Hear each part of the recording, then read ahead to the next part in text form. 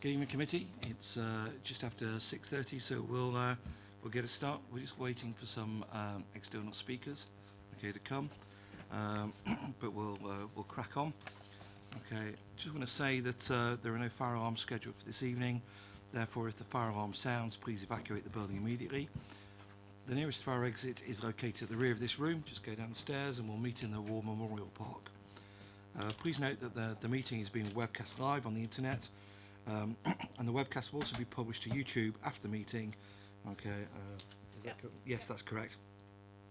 And can please all members in the public switch their phones off or turn them to silent, please. Thank you very much.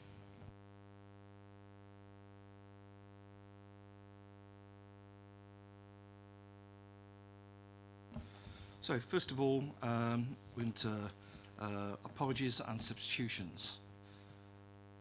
Okay, from my side, we have apologies from Councillor Cubitt, who's got some assistant mayoral duties. I have apologies from Laura Edwards, Councillor Laura Edwards, and also I have a substitution and apologies from Councillor Rowland, who's been replaced by Councillor Capon, okay, this evening. Thank you very much, Councillor, for the substitution. So, I just want to move on to the appointment of a Vice Chair.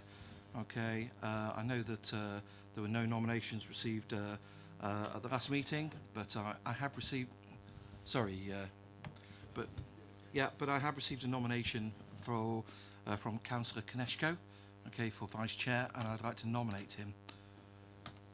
Councillor George II, okay, I think that is pretty much unanimous, so if everyone's agreed, Councillor, if you'd like to come up and take the position of Vice Chair.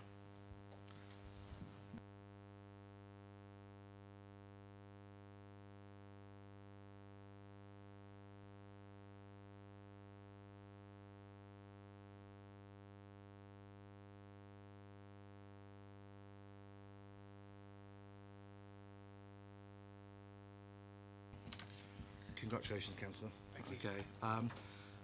Just moving on through the agenda, I have no declarations of interest. Any, Councillor Watts. Town centre update, because the new boundaries can include Mays Bounty. So I'm a member of Basingstoke and Northampton Cricket Club. I'm also a captain, and I'm also on the main cricket committee there as well. So that's an interest. Okay, Councillor Watts, I'm assuming that that's a pecuniary interest. Is that correct, or is it just an interest?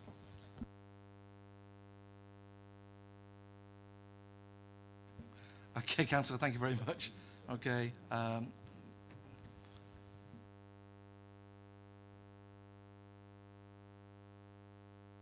Okay. Thank you very much. Okay, so that interest will be noted. Okay, and obviously you'll be able to take part in the discussion. So just whilst we're all seated now, okay. Now, it's a pleasure. Okay, so just to reiterate, my name's Councillor Frost, and I'm the chair of the committee. Okay. And down both left and the right hand side we have all the members of the committee, and to my right we have a newly elected Vice Chair, Councillor Koneshko. So just to introduce some names for you. So we have a declaration of interest from Councillor Watts. Okay, just moving on, if no one has any more declarations of interest onto urgent matters. I've not been advised that there are any urgent matters. Is there any urgent matters anywhere? No? Okay. So I'd then like to, under urgent matters, I suppose what I'd like to bring up is the housing number paper that we were supposed to receive an update on tonight. I was approached by Councillor Raffel, the portfolio holder, who advised me that he was ready to discuss the housing number range. Okay, but in the light of the new Prime Minister being elected shortly, and the change in the administration, okay, that he would like to discuss the housing number range with the new incumbent, okay, and therefore I took the decision that we would not hear the paper today, but he would come back to us in autumn with the paper, okay, so we can have the debate once rather than twice. Councillor Ora James. Thank you. How does that leave the timetable that we agreed at full council? And it'd be very useful for us to have that timetable again and understand that, because obviously everything falls from the debate that we were going to have tonight on, I guess, housing numbers in relation to the local plan. Thank you, Councillor. Yeah, unfortunately, it is my fault. I did actually get a copy of the timetable. As per the last meeting, I was going to send it out, and unfortunately, it slipped through my memory. So I apologise for that. I will get that sent out tomorrow. I've been assured by Councillor Raffel that it may have some slight impact, but he believes that can be made up, okay, within the current timetable. Councillor James. Thank you. So that's the timetable that we agreed at full council, and then from that at the last meeting we obviously said that we would like to raise some policy areas in relation to the local plan. So if you could, if you could forward that, and then we obviously can we table that we have a discussion regarding that timetable at the next meeting. I don't know whether the local plan in any form is on the next meeting. I don't know if you can help us on that, Rebecca, is it? Or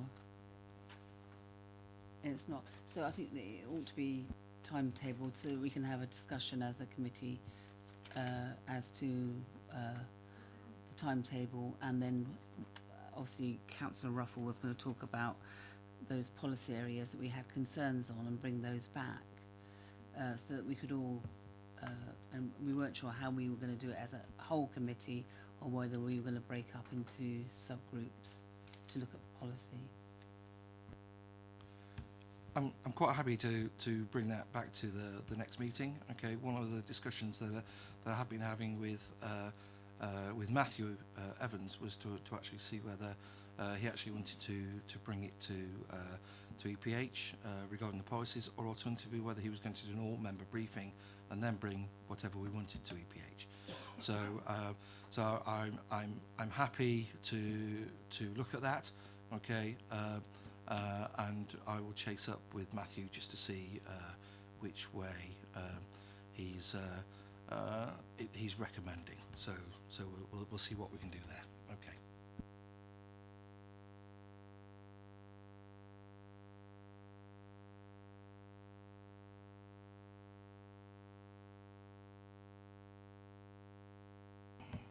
Okay, so that covers the urgent matters, unless everybody has anything else. I'd now like to move to the minutes of the meeting held on the 7th of March, okay, 2019. Okay, I'd like someone to either... Councillor James. Matters arising from the minutes in page 8, 7/19, the review of the work programme. I'd just like to bring to the attention of the committee really that 4 Labour councillors and an independent attended, as per the 3rd bullet point up, the management committee's task and finish group. A meeting of group was due to take place on the 13th of June. We attended, we had a report that was produced for that committee, and no officer attended that meeting. Thank you to Sadie who attended in relation to support us in facilitating the meeting, but there was no officer there. The paper, I don't know if anyone has seen this other than those on that subgroup, isn't titled. We don't know who produced the paper. We had no officer, so we had no ability to be able to scrutinise that. We had lots of concerns. And we were all very, very angry as 5 people. Ian Tilbury had actually come in from Overton to attend that meeting. So I'd just like to raise with you, Chair, our absolute disgust that we attended and we weren't supported. And I'd just like to know, when is the next meeting that will take place? Historically, we've had staff there from different departments, because it is cross different areas of work. and we do expect that to take place. We do have lots of concerns about the paper that was produced, and we want officers to be there to support us.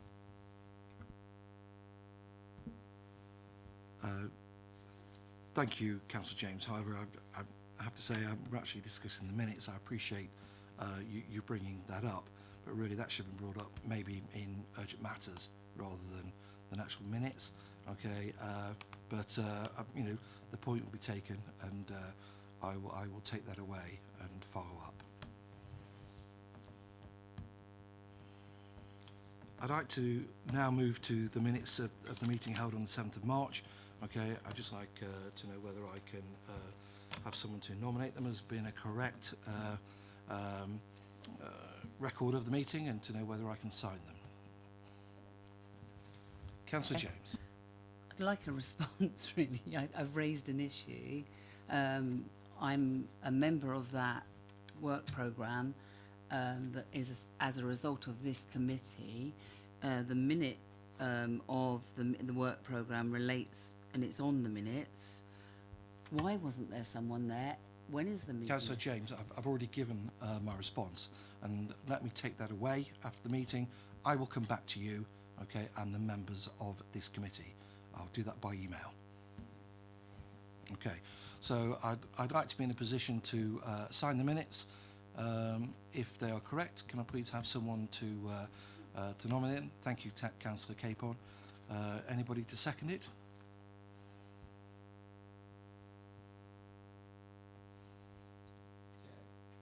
Councillor Watts. So why are we looking at the minutes of the 7th of March then? Because those are the minutes that have been put in front of me. But what about the minutes on the 6th of June?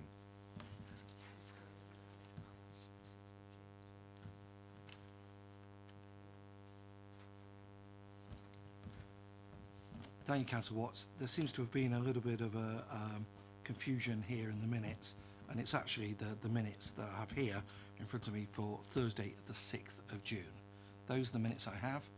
Okay, and if they are correct, I would like to I'd like to be able to sign them. Okay. There's been an error in the agenda, Council. Oh, okay, sorry, I beg your pardon. Okay, I'm looking at the minutes here. These are the minutes for the meeting, okay, on the 6th of June. Okay, so am I able to sign that? Is the general agreement that it's... Okay, thank you very much. I'll sign them now.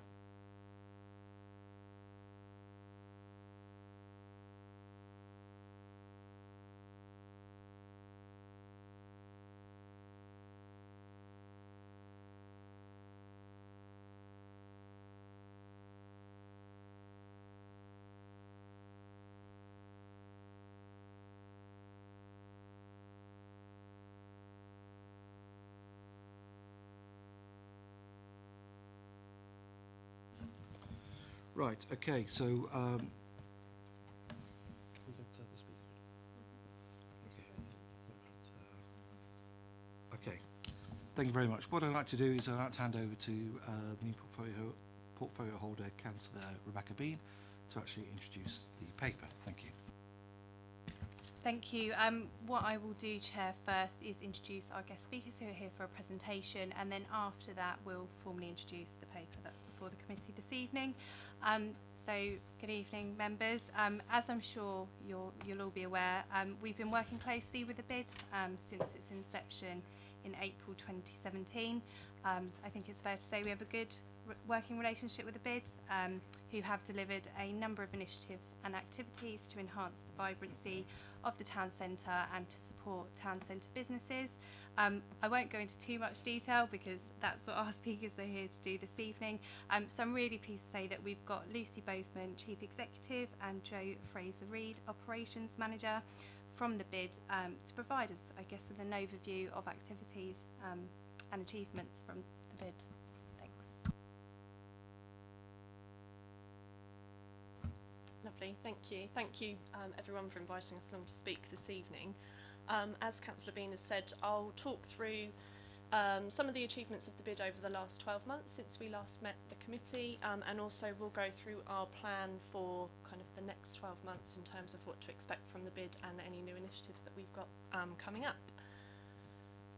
So our bid business plan, which was formulated back in 2016 and put together through consultation with all of the businesses within the town centre, is predominantly split into 4 main areas of focus. And those are promoting the town together, a place for people, a place for business, and a voice for business. So when we categorise the different projects that we do, we formulate those into those 4 key areas. And I'll just kind of talk through some of the results and things like that we've done under those project areas. So on the screen behind you is just a few of the images of the different events and projects and promotions that come under the Promoting Our Town Together platform. And to date, the bid has been a part of delivering a series of town centre events under the town centre programme, and that includes the Exit 6 Film Festival, Be Active, the Eat Street Food Festival, the Event Box, which was a new event this year, and also the Basingstoke Festival Art in Unusual Places launch event, which we had only a couple of Saturdays ago. We also provide many smaller events and promotion across the town centre, either hosted by other local businesses or by other town stakeholders, whether it's yourselves, Festival Place, the Mows, and so on and so forth. We view the town centre events as a great way to attract people into Basingstoke who may not have visited before, and it also gives us an opportunity as a town to promote the great things that we are, the great things that we have, the great businesses, and provide an opportunity for people to have an excellent experience at an event and then come back at a later stage to become a regular visitor. It's not always necessarily about kind of filling the shops and the businesses with people on that one day, and it doesn't necessarily work like that, but if people come to Basingstoke and have a really positive experience at an event, then when they come to think of where to shop or where to go regularly, they'd have had a nice experience here, so they'll come back and hopefully become a regular visitor. So to talk through some of the achievements that we've had under the Promoting the Town Together platform. As we've said, one of the most effective ways that we work on promoting the town is through our events, but what we also do is a lot of digital promotion of the town centre, so that's through our website and our social media platform. We have focused in the last 12 months on improving the reach across the board on all of our platforms, as well as improving the content to make it more user-friendly and more appealing to people to be able to access it. This has resulted in over 1 million impressions across our Facebook page alone, and all of those impressions are messages shining a really positive light about Basingstoke, whether it's from our own projects, partner projects, businesses in the town, all positive messages about Basingstoke. And then the bid projects and events have also resulted in 36 positive media occurrences, so that's where we've been featured on things like ITV Meridian, BBC South, local or national press coverage for different projects. And these are just more examples of positive messages about Basingstoke to help facilitate the town being a really positive place to be, whether it's for people, visitors, residents, businesses, and so on and so forth. And having Basingstoke viewed in a vibrant and positive, progressive light is really conducive to attracting more people and more visitors and more businesses, and also gives a sense of pride to the residents that live here that there's lots of really fun and exciting things happening. This year we were supported by yourselves, Basingstoke and Dean, and delivered a brand new event called the Event Box, which if anybody went to the top of town during the February half term, they would have seen a giant inflatable box in Market Square, and that was the Event Box. So what that was 6 days of free activities for families, children, as well as evening activities, including an art gallery and some film screenings for people to come in and interact with throughout the February half term, which is traditionally a really tricky time for parents because there's not really a lot of activities for people to go to.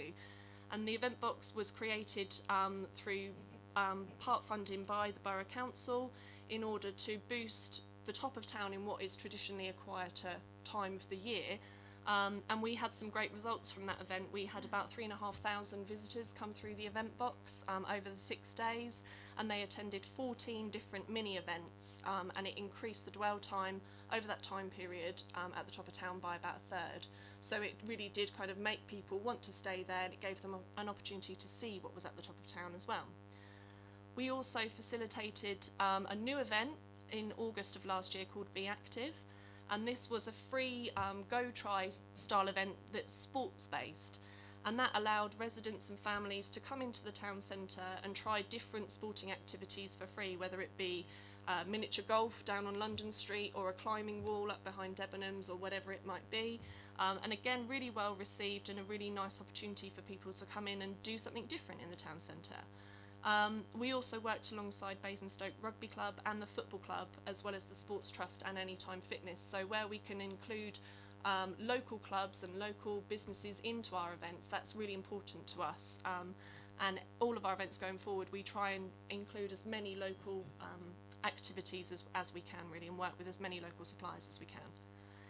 In October, we worked with Festival Place and we added to their Eat Street Food Festival.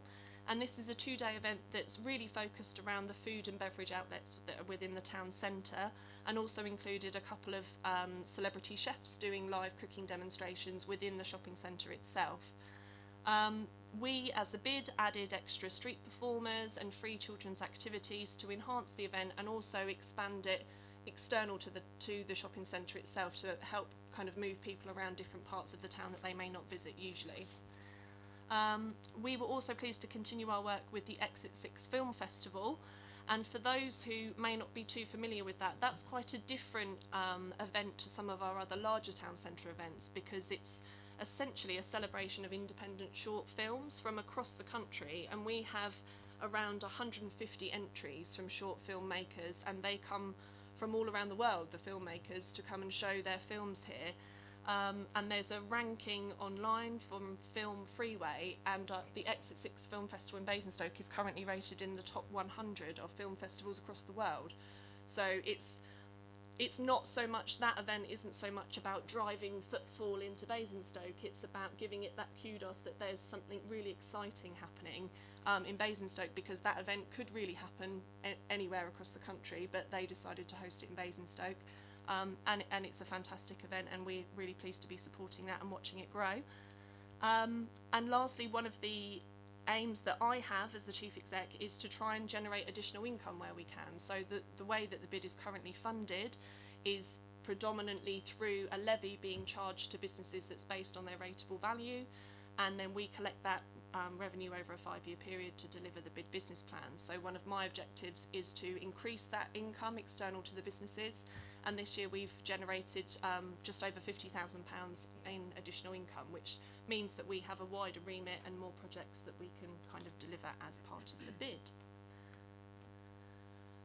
So moving on to kind of the next 2 key topics really for the bid. These really go hand in hand, which is a place for business and a place for people. It's about helping develop Basingstoke into a key destination for visitors, as well as a thriving place for business. And the key elements of these projects include our Independent Business Month, which launched on Monday, Small Business Saturday, which is a national campaign driven by American Express that we kind of latched onto here in Basingstoke. We deliver the free town centre Wi-Fi, training and networking, and we've also introduced a Basingstoke Rewards loyalty card, and you can see some of the images up there of the work that we've done so far.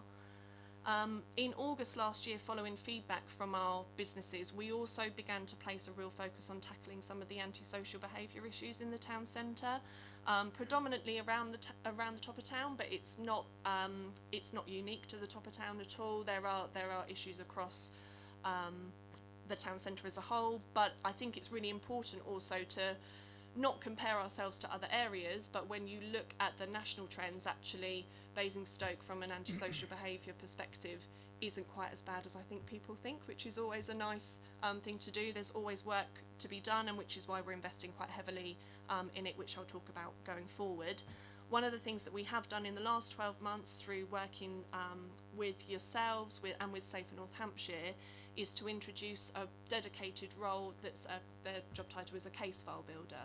And what that person does is he's the one-to-one business liaison for our bid businesses when it comes to any issues that they may have in terms of antisocial behaviour that's affecting their business. And that could be anything from their customers feel that they can't come into the shop. It may be persistent and ongoing begging or street drinking that's leading to antisocial behaviour, youth antisocial behaviour, which is a different element, shop theft, things like that. All of the common occurrences that happen within a town centre, but we've been able to provide a one-to-one liaison between the bid and the businesses so that they have that follow-up. So when they're reporting these things, whether it be 101 to the CSPOs or anything like that, they then have somebody that can follow that up and make sure that their complaint or the stresses that are being placed on their businesses are actually being followed through. We've seen a lot of successes with that role. We've had a total of 21 people be served a community protection warning notice, and that is essentially a warning to say to those persons that kind of your behaviour has been noted, it is causing a disruption, and we would ask you to essentially stop the behaviour that you are displaying, and it has to be an ongoing and persistent behaviour. We have had a further 6 people progress to a full community protection notice, and what that is a document that allows the council and allows us to say to those individuals, you must stop these behaviours, but also we can put positive influences on there, so they may have to engage with inclusion services, they may have to go to different groups, so it's a positive as well as asking them to desist on some of their disruptive behaviour. This process can be quite lengthy, and I know it's been quite frustrating for the businesses and everybody involved, but actually it's really sped up the process, and before we put this role in place there was only 3 community behaviour notices put in place, and we've kind of got that up to quite decent numbers, and it's just progressing as we go on. Aside from the antisocial behaviour, in September of last year we worked with yourselves and Hampshire Chambers to introduce a Basingstoke Business Matters, which is a networking event, and that was a brand new event in September, and we welcomed over 100 delegates from all across, not just the town centre, it was kind of a borough-wide and surrounding areas, and that was to meet with peers and discuss the local business issues, and we're again supporting that event in September of this year as well. To go through some of the top level results from these 2 particular projects, we've touched a little bit on the community protection warning notices there, but outside of this we introduced, as I said before, the Basingstoke Rewards loyalty card.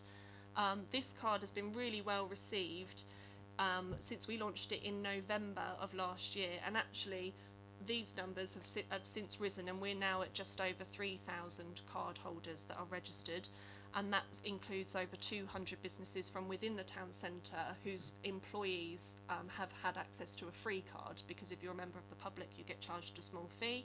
If you're part of a bid business then the card is free of charge. And the aim of the card is not only to provide employee benefits to anybody that might choose to work in Basingstoke, but it also encourages everybody to shop locally, which benefits everybody. We have around 50 businesses with offers on the card, and that covers everything from food and drink, retail, leisure, and also the professional services, so it's a great opportunity for businesses to promote themselves as well.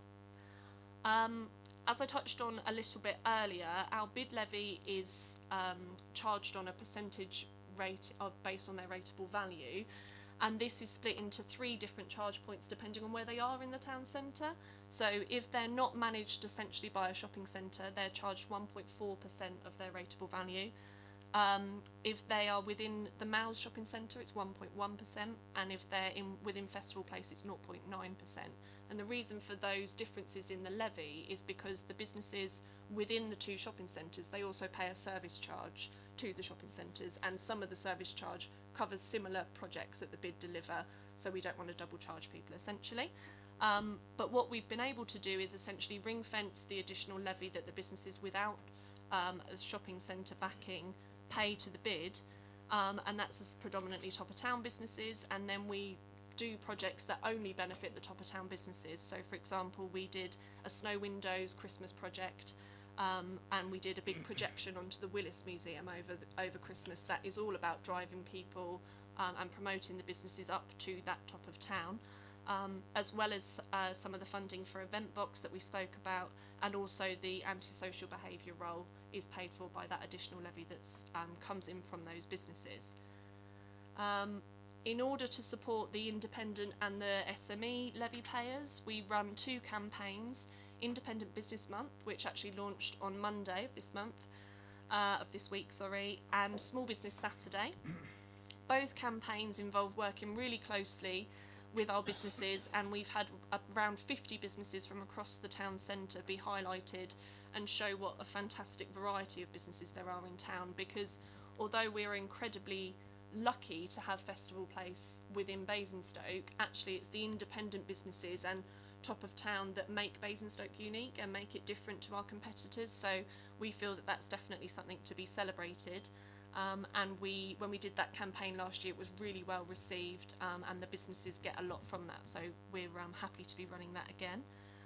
When the bid began in 2016, we launched free Wi-Fi across the town centre, and that enables customers to stay connected when they're visiting the town, as well as providing vital data for those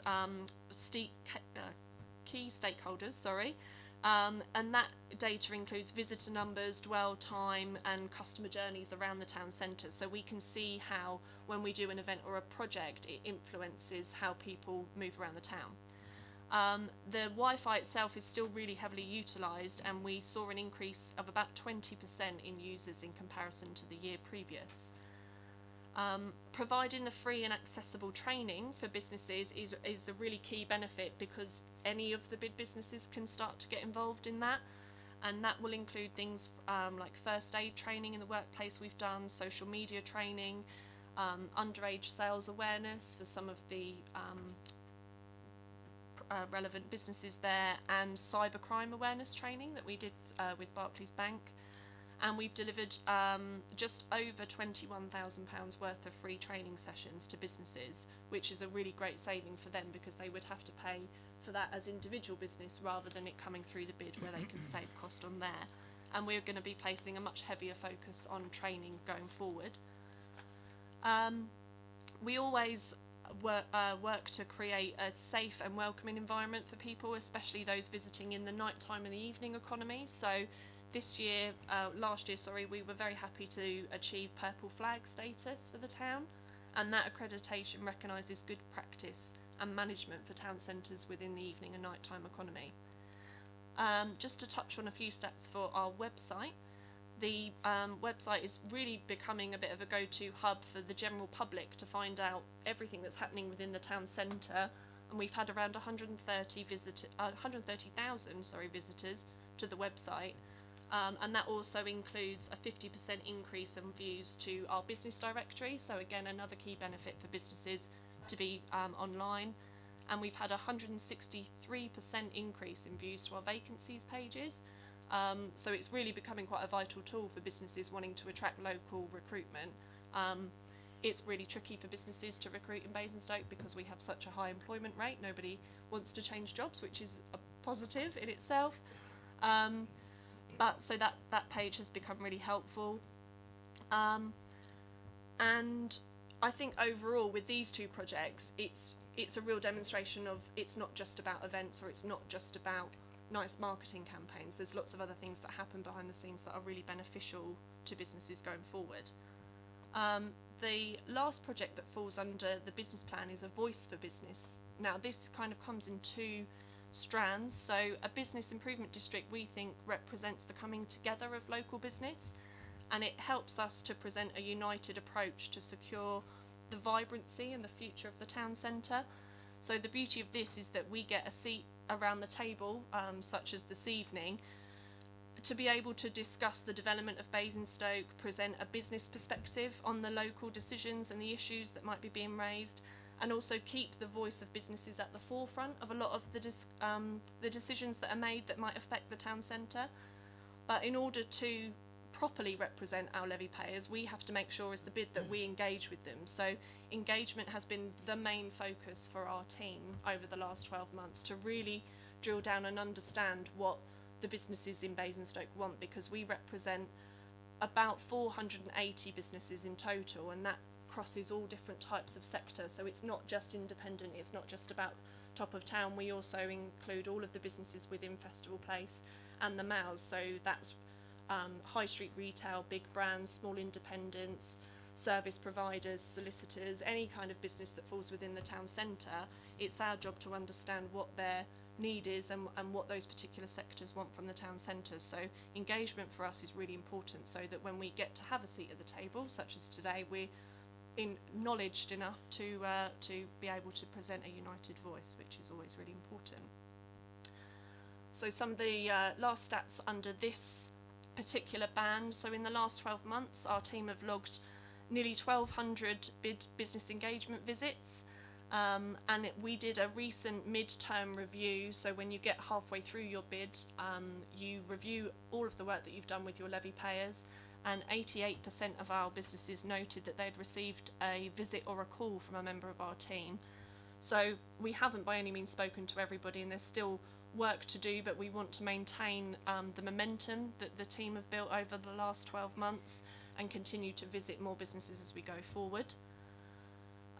We also are representing local businesses at around 11 external forums at the moment, and that includes the Social Inclusion Partnership, the Basingstoke Business Area Committee, and the Basingstoke Town Centre Crime Partnership. We also host bi-monthly board meetings with our board of directors, and they're really there to ensure that the bid delivers on our business plan, and they also oversee the finance and the strategic direction of the bid.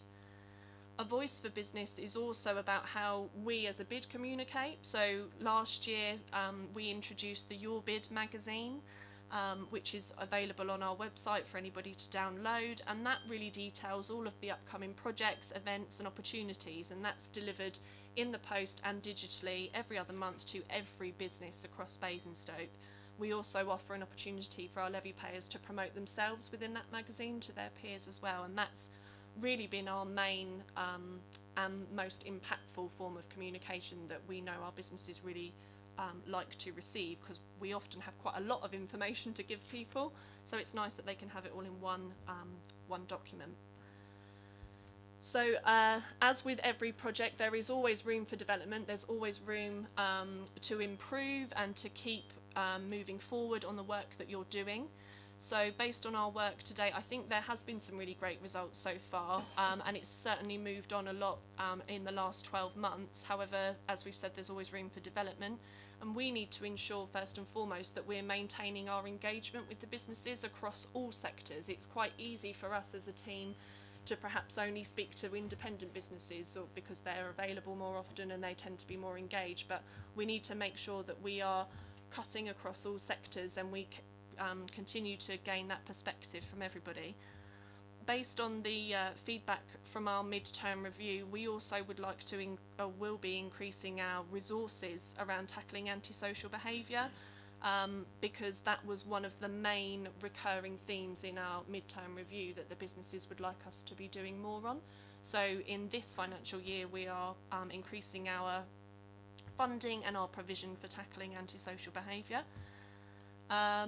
Basingstoke really is a town full of potential, and we need to make sure that we're maintaining a seat at the table and working alongside key partners such as yourselves, Festival Place and the Mows, Destination Basingstoke, all of the people that play a key part in the town, just to make sure that the voice of local businesses is represented. And given the current retail climate, ensuring a joint partnership approach across the town partners will really ensure the long-term resilience of the town centre, so we're really keen to make sure that we continue the partnerships that we've built so far.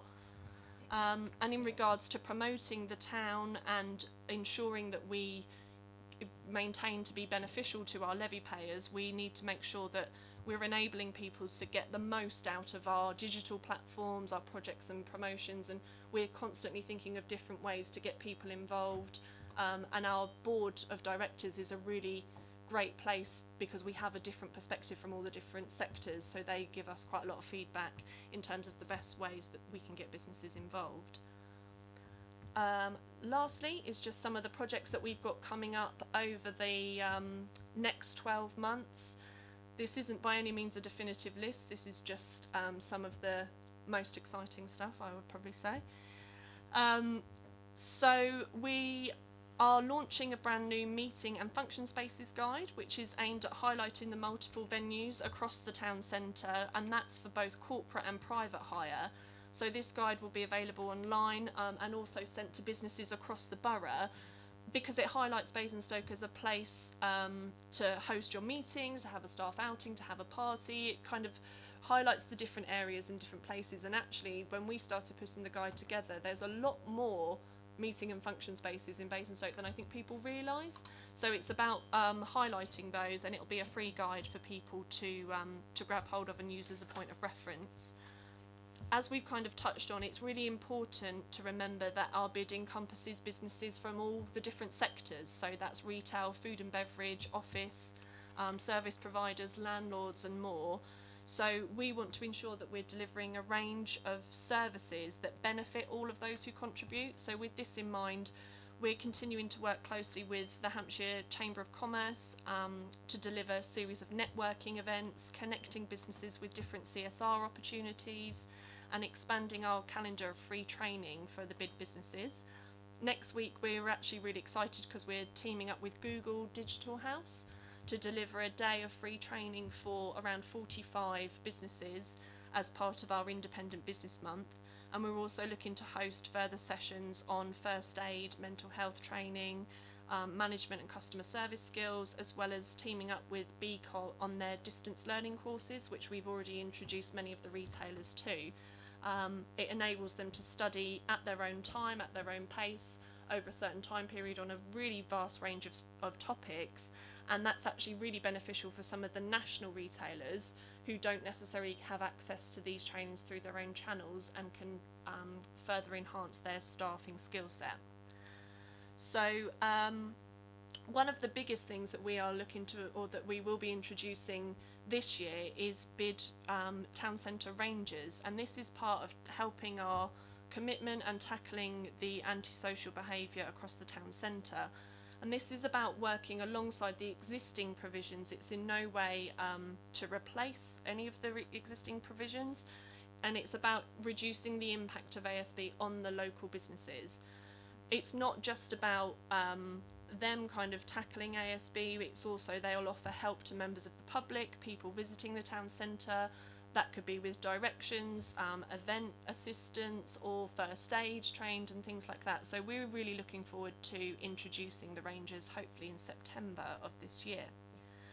Our town centre events programme for 2019, that launched in June with the Art in Unusual Places event that spread across the whole town centre, and we worked in partnership with the Borough Council to launch the Basingstoke Festival, which obviously covers the borough. Our Be Active event, that returns on the 26th of July, and that's a sporting based event. As we said before, we've got loads of really exciting things happening this year, and that will be followed by the Eat Street Food Festival in August, which is predominantly hosted by and within Festival Place. And we're continuing this year to support the Exit 6 Film Festival that takes place in September. And we're already talking about Christmas. We seem to constantly be talking about Christmas in our office, so we've got some exciting plans for that this year as well. We also have a huge range of unique and exciting independent businesses within Basingstoke. So as we've mentioned, we'll be pushing again for Small Business Saturday, and that returns in December.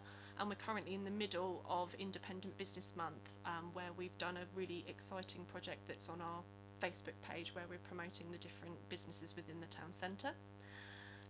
We'll continue to grow our Basingstoke Rewards loyalty card, and that's about attracting more people to shop in Basingstoke, but also giving a benefit to local employees. We've just also agreed within the board a corporate discount, so for businesses, for example, on Basing View, it's really important that we are pulling their staff into the town centre to kind of bolster the Monday to Friday lunchtime trade for the businesses. So we've just worked out a corporate discount for Basing View businesses. There's thousands of employees there that we can now start to attract in. And above all of this, we really want to continue to work with all of our partners around the room to tackle the local issues, support the businesses within the town centre, and to keep Basingstoke a vibrant and thriving town. That is kind of it from me in a nutshell. if there's any questions, we're very happy to take them. It's a lot of information. Thank you very much. Just make sure. That's great. Okay. God, I didn't realise I was getting balled up there, but okay. Not to worry. Okay. Yeah. Okay. Right. Before we actually go into questions, okay, on the presentation we've just had, and moving further, I would like to note that we have a public speaker. Okay. Sheila Peacock. Would you like to come forward, Sheila, please?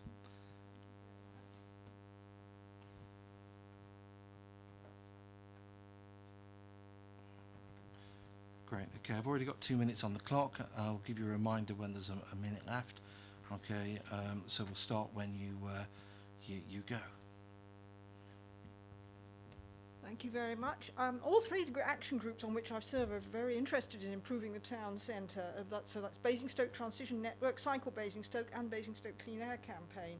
I have a few questions. How is the development of the town centre to be integrated into the borough's climate action plans, which means maximum energy efficiency in all new builds and refurbishments? And will you be able to target grants and concessions at businesses that reduce their carbon footprint or reduce chemical pollution or sell green products, services? And will the consultations take into account the most holistic view of the future of the town centre based on the sustainability target in Horizon 2050, that you're going to generate all the energy you consume and reuse all the waste that we produce? And that should include, well, I'm listening to these wonderful town centre activities, and I hope that we have in the future, and continuing of course, the environment that encourages sustainable living. Could you perhaps prioritise getting attractive whole food shop back into the town and a week-round source of locally fresh produce? This would really help people to move towards more sustainable living. And also there's some lovely wild patches around the town centre. I hope we might be able to preserve those. There's a beautiful wildflower meadow at East Rock Roundabout. And transport, just very quickly, in the long term, I think we're going to have to put up with the thought that we're not going to have diesel or petrol vehicles, and we really need to tackle how to get the town to move without these. So deliveries and parking, perhaps we need to reduce the number of parking spaces and try to replace these with clean taxis and better public transport and facilities that favour autonomous electric vehicles. And what Winton Square pollution, air pollution, we've run out of time. It is. If you can just wind up, please, in one sentence. Yes, that's just the worst spot. I really understand. Something urgent there. Thank you very much indeed. Thank you, Sheila. If you'd just like to stay there, do we have answers? Councillor Isaac has got some answers for you. Yes. Good evening, Sheila. I think what you're addressing really is the future strategy, isn't it? Yeah. And the answer is yes. We will make sure that if this proceeds, if we proceed with a central Basingstoke strategy, that we will make sure that the impact on the climate, or minimising the impact on the climate, is going to be very much at the top of the list of things that we're going to be looking for our consultants to make recommendations on. So I can give you an assurance that will feature prominently.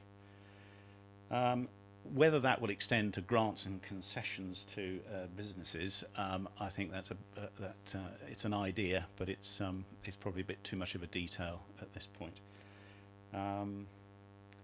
Again, in terms of I think the point you were making was about the council generating its own energy and consuming its waste. Is that right? Yeah, fine.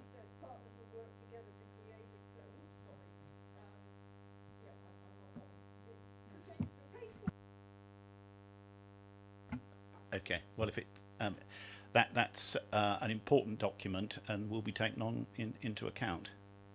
because it's important because it's based upon the views of residents.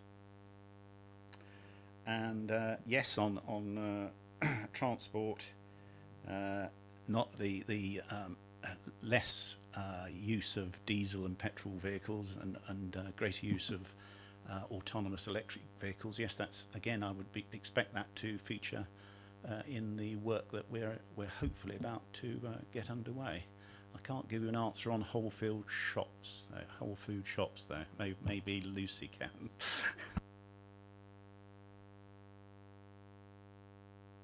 Okay. Does anybody have any more questions for our visiting speaker? No? Okay, Sheila, thank you very much.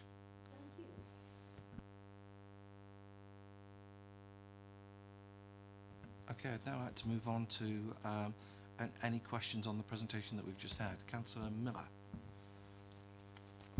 Thank you very much, Chair, and good evening. Yes, you said you described that in a nutshell. That was a big nutshell. I was kind of impressed on everything. I remember when the bid started back in 2016, and we all had very great ambitions of what it would do. And that's the first briefing I've personally heard. And I've made a few notes here and a couple of questions because I've got, outside of this meeting, I've got another issue I would like to pick up with you to do with the bid, directly to do with the bid. You mentioned that you had 480 businesses signed up to as members of the bid. Out of how many? You know, I think we've got more than 480 businesses around. I'm just wondering what the minus is. So the way that the bid levy works is it's within a set boundary, essentially, within the town centre. So the boundary is pretty much from the train station all the way through up to the top of town, and kind of the new road boundary kind of encompasses everything in the middle. We have a threshold of our levy payers, so if your rateable value is £10,000 or lower, we don't charge you and we don't class you as a bid business, essentially. And that's purely because it would cost us more to collect that levy than what we would retain in. It's just not cost-effective way of doing it. So that's the numbers that we have at the moment, is around 480 businesses. Okay, that leads on to another question, obviously. Those businesses that fall out of that particular criteria, are they able to get the benefit of what else is going on, apart from the events that you're creating to increase the footfall and everything else? Presumably those businesses that do contribute, you itemised a few things up there. I'm trying to get it in my mind what happens to those smaller businesses, because smaller businesses are absolutely vital to the town. That, you know, they're an element of it. The entrepreneur that comes in and starts a small business, that's what we want to encourage, because hopefully then that will grow, and that's the ambition for all of us here. Especially, you know, every town's got empty units around, and it's ideal for the smaller one to start to build up. I'm wondering how the bid can help them in that particular context.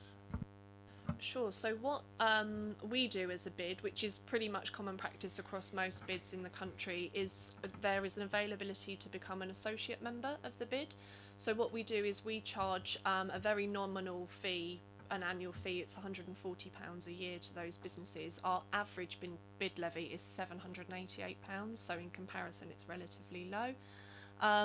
And that then allows them access to all of the other benefits of the bid. They get treated in the same way as any other bid business would. The only difference is the owner or manager of that business is able to sit on our board, but they don't have voting rights when it comes to a renewal period. That's the only difference. Other than that, they get a vote in every other way, and they get treated the same way. Can I go Thank on for you. that one more point? If I may. I have other people with, Yeah, with questions, but can I come back to you? Fine. Okay. Councillor Harvey. Thank you, Chair, and thank you for the presentation. I mean, it's an amazing amount of work that you're doing and have built up over the period. And I know that Terry worked with you, particularly when she had the portfolio. So in the context of this, I think there's a tremendous amount of history to the manage and where you've taken it to. I think it's interesting in terms of your events programme and the excellent work that you're doing to support the businesses as they are in the town centre. And one of the indicators that we've recently had, and I wondered if I could pick up perhaps just a little bit of scrutiny of something that we've had on our hands, and we very much appreciate your take on this. We've had a vacancy rate in the town centre historically of about 7%. It went out to 9% and has now gone out further because of the post office and the loss of Lloyd's. And that trend is there. And we see the trend in Festival Place also, and we see the trend in the malls also. And there is a sense that while that isn't dramatic perhaps in comparisons to other town centres and the north and London and so on, for us in Basingstoke is what we're focused on. It's what happens in our town centre, in our town and with our jobs and our businesses is what matters. From a bid perspective, can you help me understand what you feel is the appropriate way of dealing with, for example, the post office leaving that central location in the town centre? It is such a location and it has had such publicity and it has had such an impact. And then you compound that with Lloyd's going, and again, there might only be an element of one statistic, but they are very visible, very obvious holes now in the top of town. And I'd appreciate your perspective as the bid as to how you think we need to address that, and what are you doing to address that yourselves as the bid? No, absolutely, and I would completely agree with you in terms, excuse me, in terms of the impact that those closures at the top of town have. We're also due to see HSBC close at the top of town. They're merging their branch in with Festival Place, which is the same as what happened with the Lloyd's branch. It's commercial decisions on their part, in the same way it was with the post office. Us as the bid really kind of lobbied our levy payers to send in their objections in terms of the post office consultation. My personal view on that consultation is that I think it was a bit of a token gesture. So it's frustrating when circumstances like that happen, because with the top of town it's a very different offering to Festival Place, and it's not so much about passing footfall, it's very much kind of service-based providers and destination type shops like the service centre, the banks, the building societies, those types of things. So when you have anchor tenants for the top of town, such as two large banks and a post office go, it has huge ramifications for the other businesses that are around there. The difficulty with top of town, which isn't going to come as any surprise to anybody in this room, is that it's not owned by one owner. You have multiple landlords there with multiple agendas as to what they want to do with their property, so there's very little ownership. I think a kind of longer term strategy that the borough may want to look at is perhaps buying some of the properties at the top of town. I don't know if that's a outrageous suggestion to make in this room, but I think it would give you as a borough council more ownership, and then you have the ability to dictate what type of tenant goes in there. For example, if it's a Whole Foods shop or a more local, you want to get back to the kind of butcher's, fish shop, veg shop, all of that type of stuff, or make it more food driven. As owners of those properties, you have control as to what those tenants are. As a bid, there's very little influence that bids in reality can have in terms of filling vacant units. All we can continue to do is liaise with the landlords in terms of the look and the feel. That's part of what we're trying to do at the moment. I know the Borough Council did some excellent work with the Top of Town grant scheme last year with improving the shop fronts of the existing buildings, but I think actually there's probably a bit of work that can be done between the two of us in terms of the vacant units and the state of those vacant units that are left in. It's obviously very difficult for you guys as a Borough Council to enforce anything. It's only if it becomes really a health and safety issue that you can do anything, but actually if as a bid we can combine together and almost offer an incentive or a subsidised cost to take over somebody's shop front, there's opportunities there which you can we've seen shop fronts in other bids that they've turned the vacant unit shop front into kind of the touch points for the Real Change campaign. So it's things like that, really kind of innovative different things that you can do to, it doesn't help fill the vacant unit, but it kind of covers the void slightly for the people that are responsible for filling it to be able to kind of get on with that. It's a really difficult one, to be honest, and I think it should definitely be at the forefront of a lot of the strategy going forward in terms of what is the longer term plan for the top of town, because it can't be viewed as a retail destination. Oh, sorry. which kind of leads me on to my next point, really. If the retail competition is as significant as it is and as difficult as it is, and I think we see that, and Festival Place also reflects that. And it's interesting you note about the covering up of the empty shops. If you're in Festival Place, you see how they've, as it were, covered them with advertising, and there are quite significant numbers of windows that are covered in that way in Festival Place, actually. So in that sense, the future of the town centre is key. As you rightly said, you said it can't just be retail. We've seen an increase in residential as a result of permitted development permissions. We've seen an aspiration from this administration to increase residential in the town centre as well. And that just begs the question, from a bid point of view and a business point of view and a retail point of view, where the balance rests between having residential and living alongside commercial and operating as a business, and the implications of the conflicts that come with that because they exist in other town centres. So from that point of view, from your voice angle, what have your members been saying about those particular issues, particularly, for example, the increase in residential living in the town centre that might come in the post office? It might come in another building. Then you lose that commercial opportunity, don't you? And it's gone. Once it's gone forever. And conversions to residential. I'd be interested in what your members might think about that. The feedback that we've had in terms of the opportunities for commercial space isn't so much as people might think where it's kind of a new business trying to come in. I think there's fairly decent opportunities for different units. What the feedback that we have is, in terms of office space, it's finding big enough office space, but that isn't too big. So it's for those kind of small to medium sized businesses that have kind of started as a micro, they've developed their business and they're ready to take that next step, but they don't want to go into Basing View because it's huge and quite expensive from their perspective.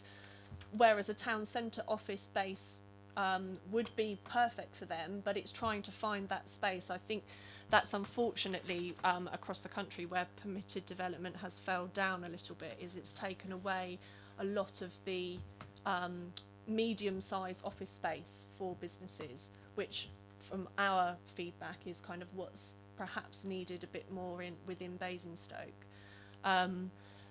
But on balance to that, I think it's important that there is residential within a town centre, because you need people to make a place. But what you want to do, if you're going to put residential in to areas of the town centre, you need to give those residents a reason to stay in Basingstoke and stay in the town centre. I think people have a tendency to not necessarily hang out where they live. So you need to kind of create different activities and environments and opportunities for people who live in the town centre to want to stay in the town centre, which is kind of where the bid comes in, because we're there to kind of do all the pretty fun stuff, I would say. And my last point on this is really, that's for me interesting, that's a key point, because what we've seen thus far with the residential in the town centre is that it's dormitory. There is a significant movement on public transport out of the town and takes you to London, to Farnborough, to so on, to Reading. And in a sense, capturing that from your point of view for your businesses is really important. We're not seeing residential in the town centre for our town centre. And I think that's where those permitted development issues are flagging up potentially very important points for the future. Thank you for your view on that. It's really important. Thank you. Thank you, Councillor Harvey. I'd like to move back to Councillor Miller. Thank you, Chair. Going to a rather more serious point of your presentation was antisocial behaviour. Now, I don't know what your relationship is with the police, or whether you've engaged with the police, but certainly in my ward, and I'm pretty sure it's some of the town centre wards it's happened as well, you can these days get an alcohol exclusion order. And I don't know if you've put any of those into place around the centre of town. It sounds like a fairly obvious step, because unfortunately antisocial behaviour gets fuelled by alcohol and probably other substances as well. I'm just wondering how far you've gone with that. Are you getting the support that you need from the police? Because also there's another aspect to all this, is what the borough controls is licensing. And so there's a dialogue to be had in that respect. I would completely agree with you on the alcohol issue. There's obviously the public space protection order at the top of town, which, as far as my understanding of it is that it does allow you to drink in public as long as it's not leading or perceived to be leading to antisocial behaviour. From my honest perspective, I think given the antisocial behaviour issues at the top of town, that seriously needs to be looked at. And as you suggest, have a banning order of drinking at the top of town, perhaps across the town centre. It's not uncommon to have that. I used to work and run the Business Improvement District over in Camberley, where they have a no drink exclusion zone. I don't think it will completely eradicate the street drinking issue, because you obviously then have to have people there to police it.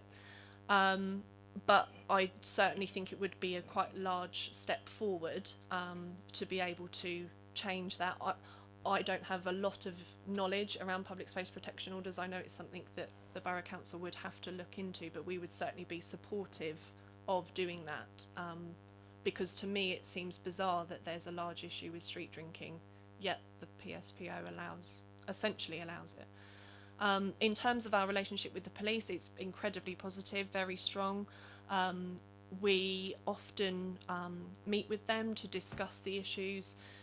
It's not unknown that they are completely overstretched, and I think in terms of the low-level antisocial behaviour that our businesses report on kind of a regular basis, unfortunately it's not always able to be dealt with by the police. There are the CSPOs who are also within the town centre, but they cover the entire borough.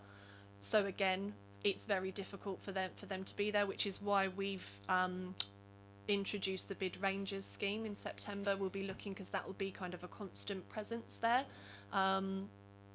But in terms of the support from the police, we certainly do get positive support from the police where they're able to. Thank you. Okay, just looking at the list of questions, I've got myself, then Councillor George, Councillor James, okay, and Councillor Koneshko. Okay, Councillor Phillimore. Okay, so thank you for touching on the ranger, okay, aspect. It was certainly something I was going to ask a question. Can you just elucidate a bit more on the use of the ranger? Okay, what benefit do you see them bringing to the area of top of town? I think for us the main benefit is twofold really. One is to bolster the work that we're doing already in terms of our case file builder role. So what that role does, to give it a wider perspective, is that gentleman Ollie, he works with all of the local agencies, the Borough Council, the Legal Department, Safer North Hampshire within the MEAM, and also the inclusion services, to essentially build cases against persistent and ongoing antisocial behaviour. That work is really reliant on gathering the evidence that's supplied by the businesses, which the businesses are feeding back, but because there's not always, through resourcing issues, there's not always police on the street or CSPOs there's not always people to gather that evidence or deal with an issue there and then. I think at the moment sometimes it's being allowed inadvertently to escalate or to be an ongoing and persistent problem, when actually if there was a more consistent, visible presence there, that behaviour may be seen to change, which is what we are seeing. It's very common now for bids to be taking on these type of projects, just because I think resources across the country are dwindling, and it's kind of now filtering down to bids to pick up that and be supportive. It also will offer a go-to point of contact for our businesses if there is an issue that's happening in real time. The case file builder isn't a response role, whereas the bid rangers will be a response role. It's not at all a replacement for a 999 call or a 101 call, and the rangers will always advise and ask that businesses would do that. But they're there to offer their assistance and their support to the businesses. One of the topics that came up when we were talking to a lot of the businesses, especially at the top of town, about how would they like a ranger scheme to work, is they tend to have a lot of lone or female workers, especially at the weekends, who have reported back to us that they don't always necessarily feel safe locking up the business at night, cashing up the tills, that type of thing. And so if they have any kind of large gatherings or people that are kind of making them feel unsafe, they will have that point of contact directly with a ranger who can go and just make themselves present around the area and just increase that feeling of safety. They'll also do things like offer first aid assistance, help members of the public, directions, that type of thing, help people with their bags back to their car, all of that type of stuff. So it's a multifaceted role, but mainly is around kind of the reduction of antisocial behaviour, but also a welcoming presence as well. We certainly don't want them to kind of be storming around the top of town looking like bodyguards or something like that. Thank you. I look forward to seeing them. And you say they start in September, is that right? Great, okay. Councillor George. Thank you, Chair. Lucy, can I firstly congratulate you on what's obviously a very comprehensive programme. I must admit, a lot going on in there, a lot of topics covered. And frankly, it's making my mouth water just listening to some of this stuff. The key reason is, and the question here is, obviously, I represent Whitchurch, and it's probably not widely known here, but basically it's an industrial town. And we have, when we did the neighbourhood plan, 240 businesses ranging from heavy engineering in the Arglen estate right the way through to, the small wedding cake manufacturer just down the road, private little businesses. Now, through the neighbourhood plan, we decided as part of our strategy for the town actually to increase prosperity is a very key measure, and to try and do it by promoting small businesses and businesses within the town, as well as tourism, I was going to say there, but tourism in the town centre and things like that. I'm just looking at this and saying, wow, I'd love a mini bid, for Whitchurch here. And I'm just wondering, I understand, I believe from your business model it's about mobilising the businesses together, bringing them together and to get them to basically make it happen and to provide you resources. But all I can say is what I would love, given the policies we've got, and the slightly different business, because we're there's some retail there, there's heavy metal packaging, all those sorts of things. But it's a lot of the prosperity is going to be generated through tourism, which is slightly differently. But I would really want to ask you, can you help in any way to try and promote businesses in other parts of the borough? And I dare say the same thing for Overton as well, because we've got another town there, or village there, I should say, which has got quite a significant amount of industry and again quite a thriving retail area. It's a question: is it possible to do that or to facilitate that? It's in all honesty, it would be quite tricky for us to do that, only because of the way that we're funded. We almost kind of are in a bit of a town centre bubble, so we are all about promoting the town centre. However, what we're currently doing is working on various discussions with Daniel and Steph's team, in terms of a wider kind of branding and promotion of Basingstoke as a borough.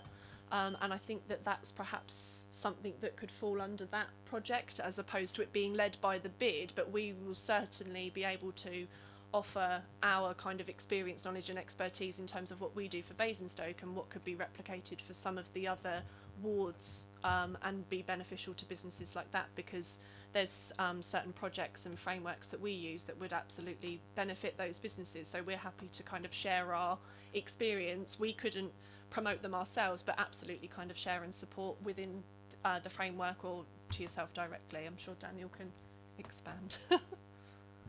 Just before we go to Daniel, Councillor Rosen.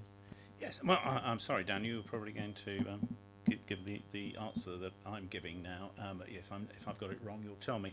I would have thought that officers in the council can assist you, Councillor George, and Whitchurch residents because we've got a good deal of experience with preparing bids. Daniel, correct? Absolutely. I was going to say, can we have a conversation after the meeting? And also, it might be worth talking to the Overton Business Association, because they've developed a very good model, which I think you might actually kind of replicate in Whitchurch. Okay, so just moving on. Councillor James. Thank you, and I'd like to echo, say thank you for all the work that you're doing in the town centre as well. But can I ask, in relation to the central Basingstoke strategy, are you part of the steering group process has been set up. Yeah. Okay. And in relation to the future work of that group, of that strategy, they're looking to do data analysis on footfall and dwell times. And could you provide that? Is that something that the bid could provide? Yes, we can. We have we work on a system called GeoSense, which kind of maps the town centre through our free Wi-Fi, and there's about 9 nodes around the town centre. It doesn't include Festival Place because they have their own footfall data, but this kind of covers top of town and around the train station, and that maps the customer numbers, the dwell time and the visitor journeys, and it's done through essentially a code that comes off of your mobile phone. So we don't know necessarily, you can't identify people through it, but as long as they've got a mobile phone, it's switched on, it will capture them in our footfall data. It is worth noting that our footfall data will always be very different to Festival Places from a numbers perspective, just because of the way that they collect footfall data is different to us. So we use visitor numbers, so it's actual physical people, whereas Festival Place use a laser capture, so if you walk in and out of Festival Place 5 times, it will capture you 5 times. So their numbers will always be slightly different to ours from that respect, but we can absolutely share data and kind of give access to as much of that as the group need, really. Thank you. And in relation to comparative analysis of other town centres, does the bid do any of that work? Do you look at vibrancy of other town centres compared with Basingstoke? And so we, yes, we do in various ways. Our footfall platform that we use, there's about 19 other towns relatively close to Basingstoke that are on that platform that we can all see each other's data, so we're able to kind of get comparative data there. It's very difficult to compare town for town because you have to look at the numbers, the offering, all the things like that, but it's still worth to know. You get a regional overview of what the trends are. And what we also do, yeah, I suppose the footfall data is probably the best way that we would be able to do that. What we also do, is we go to regional meetings with other bids, so we look at what they're doing, what their projects are, what's working for them, what the issues within their town are, and we also go to national British bids meetings as well, where kind of national trends are talked about as well. So we get a fairly good overview as to what's going on across the country. it's wonderful. I'm going to just run some of these through and to see whether you could or you can't do these things. So, complete a full retail, leisure and housing mix assessment together with consideration of future needs. I think it's probably a wider partnership work. It's not something that we would necessarily take ownership of. We would have the ability to be able to do it, but I think it's important that that's a partnership piece of work rather than it just being the bid. Councillor James, there are other people on the list to actually ask questions. What I'd like to do is I'd like to move on and then come back to you if we may. Can I just in relation to this area, I need to finish this bit off. I mean, I can, but then I've just got to repeat. It's just Okay, it's continue. carry out an analysis of current of future consumers of the town centre user trends, including an assessment of resilience and of the central Basingstoke area against these. Again, yes, it's something that can be measured, can be looked at. We would recommend doing it as a wider partnership project, but it's certainly things that can be done. Absolutely. Thank you. Councillor Koneshko, please. Thank you, Chair, and thank you, Lucy, as well for the presentation and for all the hard work you do for the town centre. I just wanted to pick your brains, really, building on some of the points that Councillor James has just made, in terms of trying to measure the effectiveness of town centre interventions, because obviously we're having a conversation a bit later on about our central Basingstoke strategy, so I think your views there could be quite instructive. From your presentation, there's clearly a difference between outputs and impacts, and to some extent outputs are a lot easier to mention. So you spoke about the 36 media appearances that you've had, which is quite easy to measure. You can do that from Google, from looking at the TV. I guess the reason you have that those media opportunities is to change perceptions and to drive footfall. But measuring how those perceptions change is more difficult and more expensive, and equally measuring the footfall and the impact of that specific media opportunity on the football can be quite difficult to link. So I guess the purpose of my question is, from your experience, how can we better measure the impact that interventions and the likely interventions that we're going to have as part of this Basingstoke strategy are actually delivering on the town? One of the things that you can do, which we haven't as a bid yet done with Basingstoke, but I've done in my previous role in Camberley, was you can actually undertake perception surveys, annual perception surveys of your visitors. And we found this information really interesting. The reason that as a bid we haven't yet done it in Basingstoke is because of how our renewal cycles work and the length of the bid. We're almost kind of coming to the latter end of our bid, so we want to be able to get kind of continuous comparable data. So in our second term, it's absolutely something that we will start to do. Doesn't mean to say it can't be done before by anybody else. And that kind of survey essentially assesses the people's perception of Basingstoke, and it's really important when you do that to not just ask the people that are in the town on the ground. If you do it as a digital survey, you capture people who don't necessarily come to Basingstoke, you find out why they don't and what the reasons are behind that might make them want to come in. And when you do that over a 5-year period, you can align that with the work that's being done from a wider strategy and measure the increase in positive perception of your town centre. That's certainly, as a baseline, something that we would recommend being done, a perception survey being done before any sort of strategy is put in place, and then continued annually as that strategy is delivered, essentially. Thank you. Okay, and finally, Councillor Fillimore. Yeah, Lucy, thanks. The top of the town has got quite a high proliferation of betting offices, betting shops. Rightly or wrongly or controversially, that's where they are. And I think we're going to see a national trend now in that industry where a lot of these shops will be closing. And I think, would you agree that even if they close, that's more units that are going to be missing at the top of town? So I think that's a situation, would you agree, that needs monitoring regularly? Because I think those shops now will be under threat. Yeah, absolutely. I think the name of the business has escaped my memory, but there's a betting shop today that have come out, William Hill, that have come out to say that they're closing stores. Yeah, absolutely. From our perspective, any business that closes in any part of the town is always going to be a negative, especially when it's something like betting shops where there is a large number of them. If they all start to close at the top of town, as you rightly said, it results in vacant units.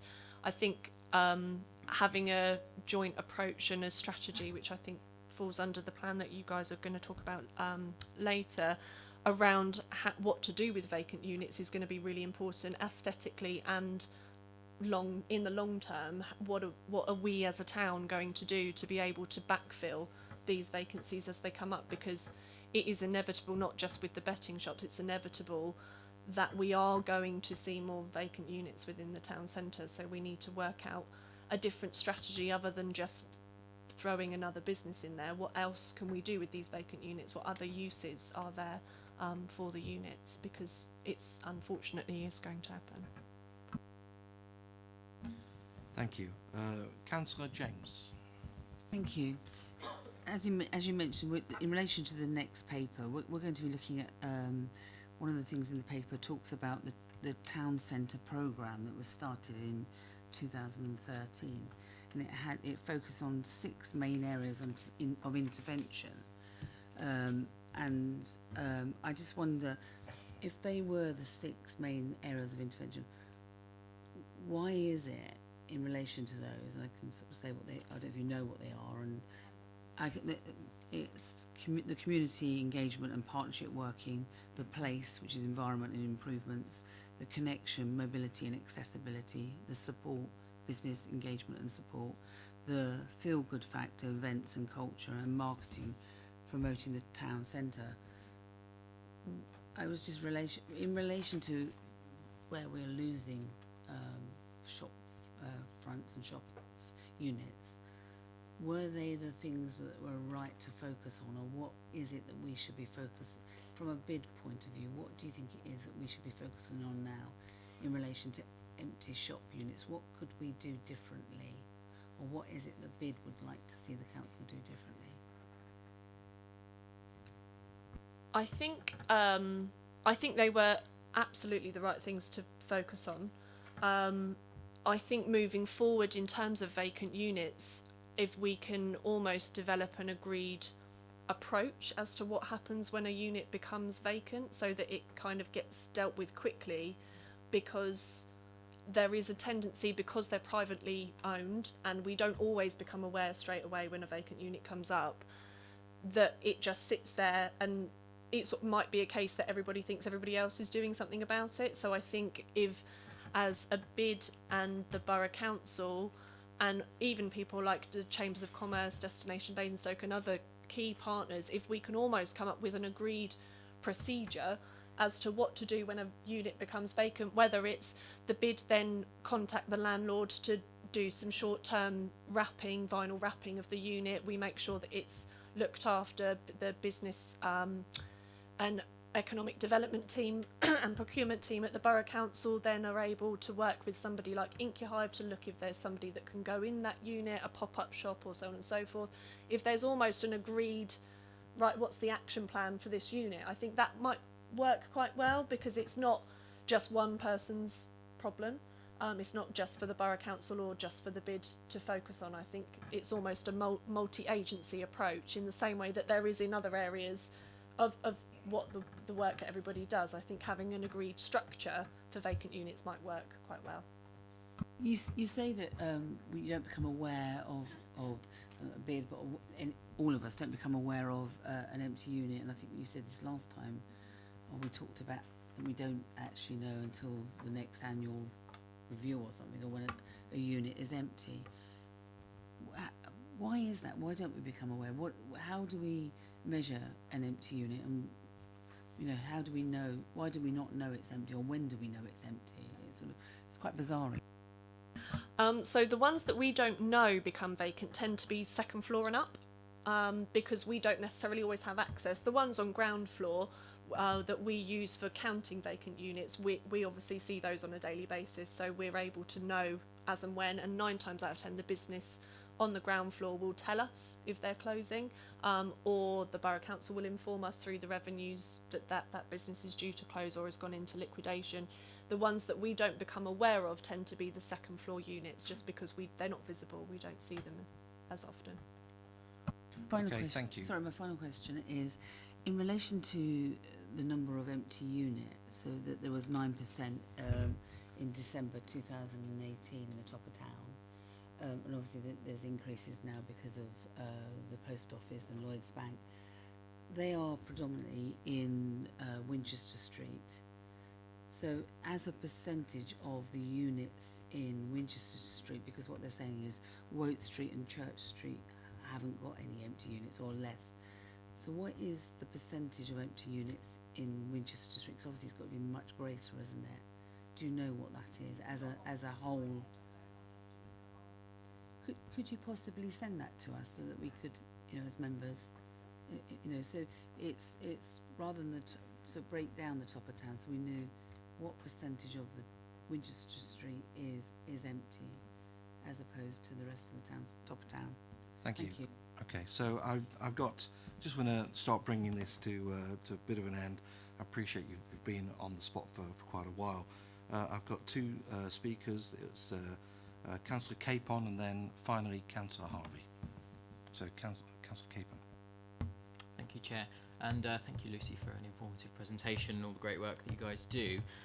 Just wanted to pick up a part on in terms of when we come later in this meeting towards the strategy and looking at the future. We sort of make reference to things like IncuHive and other sort of initiatives that have happened within the town, and I wondered if you could provide a view on where you see the direction of travel for social enterprise, perhaps the diversification of the business offer in the town centre in relation to the community sector, the voluntary sector, social enterprise as a whole, what role that might play, and any particular challenges or barriers that you've sort of identified to that being successful? I think the introduction of IncuHive is brilliant for a town centre. It's quite a unique location, I'm led to believe, from their other premises, and having something like that in the town centre really, one, demonstrates almost a kind of Basingstoke is open for business and we're welcoming and supportive of business. There's many town centres that it's really hard to open a business or even start a business, let alone a kind of bricks and mortar. So having these IncuHive or business support, social enterprise type spaces is really important. In the similar way that there's Desk Lodge at Basing View, having these kind of co-working spaces, I think people in general over the next 5 to 10 years are really going to be working differently. I don't think kind of big office space necessarily for single businesses is going to be as prevalent, it's my personal opinion. I think flexible hours and so on and so forth is going to become more the normal, and therefore having these kind of open spaces and business kind of community support type projects is really important. It also is a really great way to fill your vacant units, and also it's understanding that gone are the years of retail being the reason that people come into a town centre. A town centre really is a social community space, and the retail is almost secondary if not tertiary to that. And it's creating these environments and experiences and opportunities for people to come in and make use of your town centre for something other than just retail. So we would be really supportive of seeing an increase in that, but also maintaining what we already have, because we think IncuHive's been a really great addition to the town centre. Thank you. And finally, Councillor Harvey. Thank you, Chair. Can I ask, what's the bid members' view, and your own view as the bid itself, not just your members, of the legal challenge regarding the leisure park versus the town centre? I appreciate what your take on that is. It's a tricky one for us to answer, given that Festival Place are a large contributor to the bid, but as are all the other businesses within the town centre. In all honesty, it's probably not something that I could give a view on, because we're here to represent all of our levy payers. We did ask a question in our mid-term review in terms of the awareness of the leisure park and the development of the leisure park. At the moment, from the feedback that we got, it's a bit of a 50-50 split, but I think that's probably because there's not very much information out there about it. It's going to be really hard for me to give you an honest answer and a straight answer, to be honest, on that question. Sorry. Thank you. So thank you very much, Lucy. Councillor Bean, do you got anything to add, or is just... No, other than thank you very much for coming to see us this evening. Great. Okay, you're more than welcome to stay or go if you've had a long day. No, it's fine. It's not a problem. Okay, and now I'd like to move on to Councillor Isaac to introduce the paper.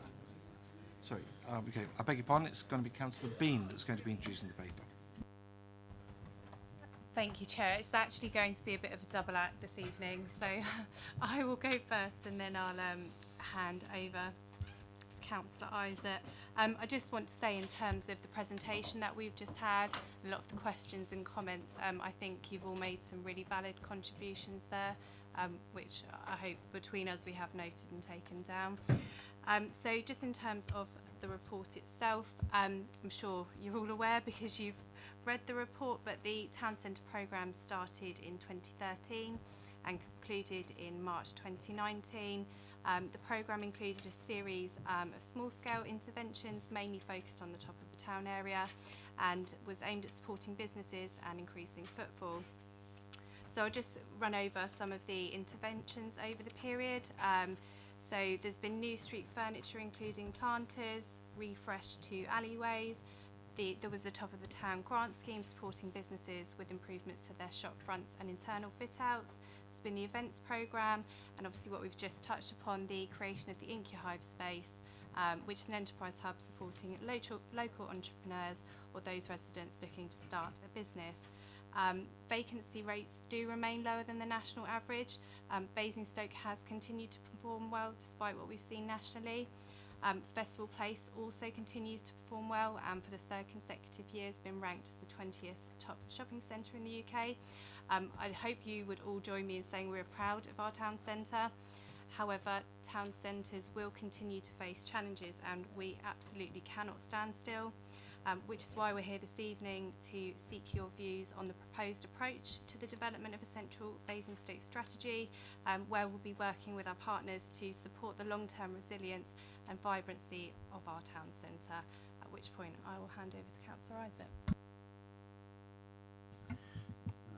Right, thank you, Councillor Bean. As Councillor Bean said, I'm going to talk to the paper in relation to the future and putting the plans for a central Basingstoke strategy, and we'll be interested in the views of EPH councillors on that. But I just want to say a few words about what we heard from Lucy. As we say in the paper, Basingstoke Town Centre is performing comparatively well compared to a lot of town centres across the country. But what I heard tonight was a real eye-opener.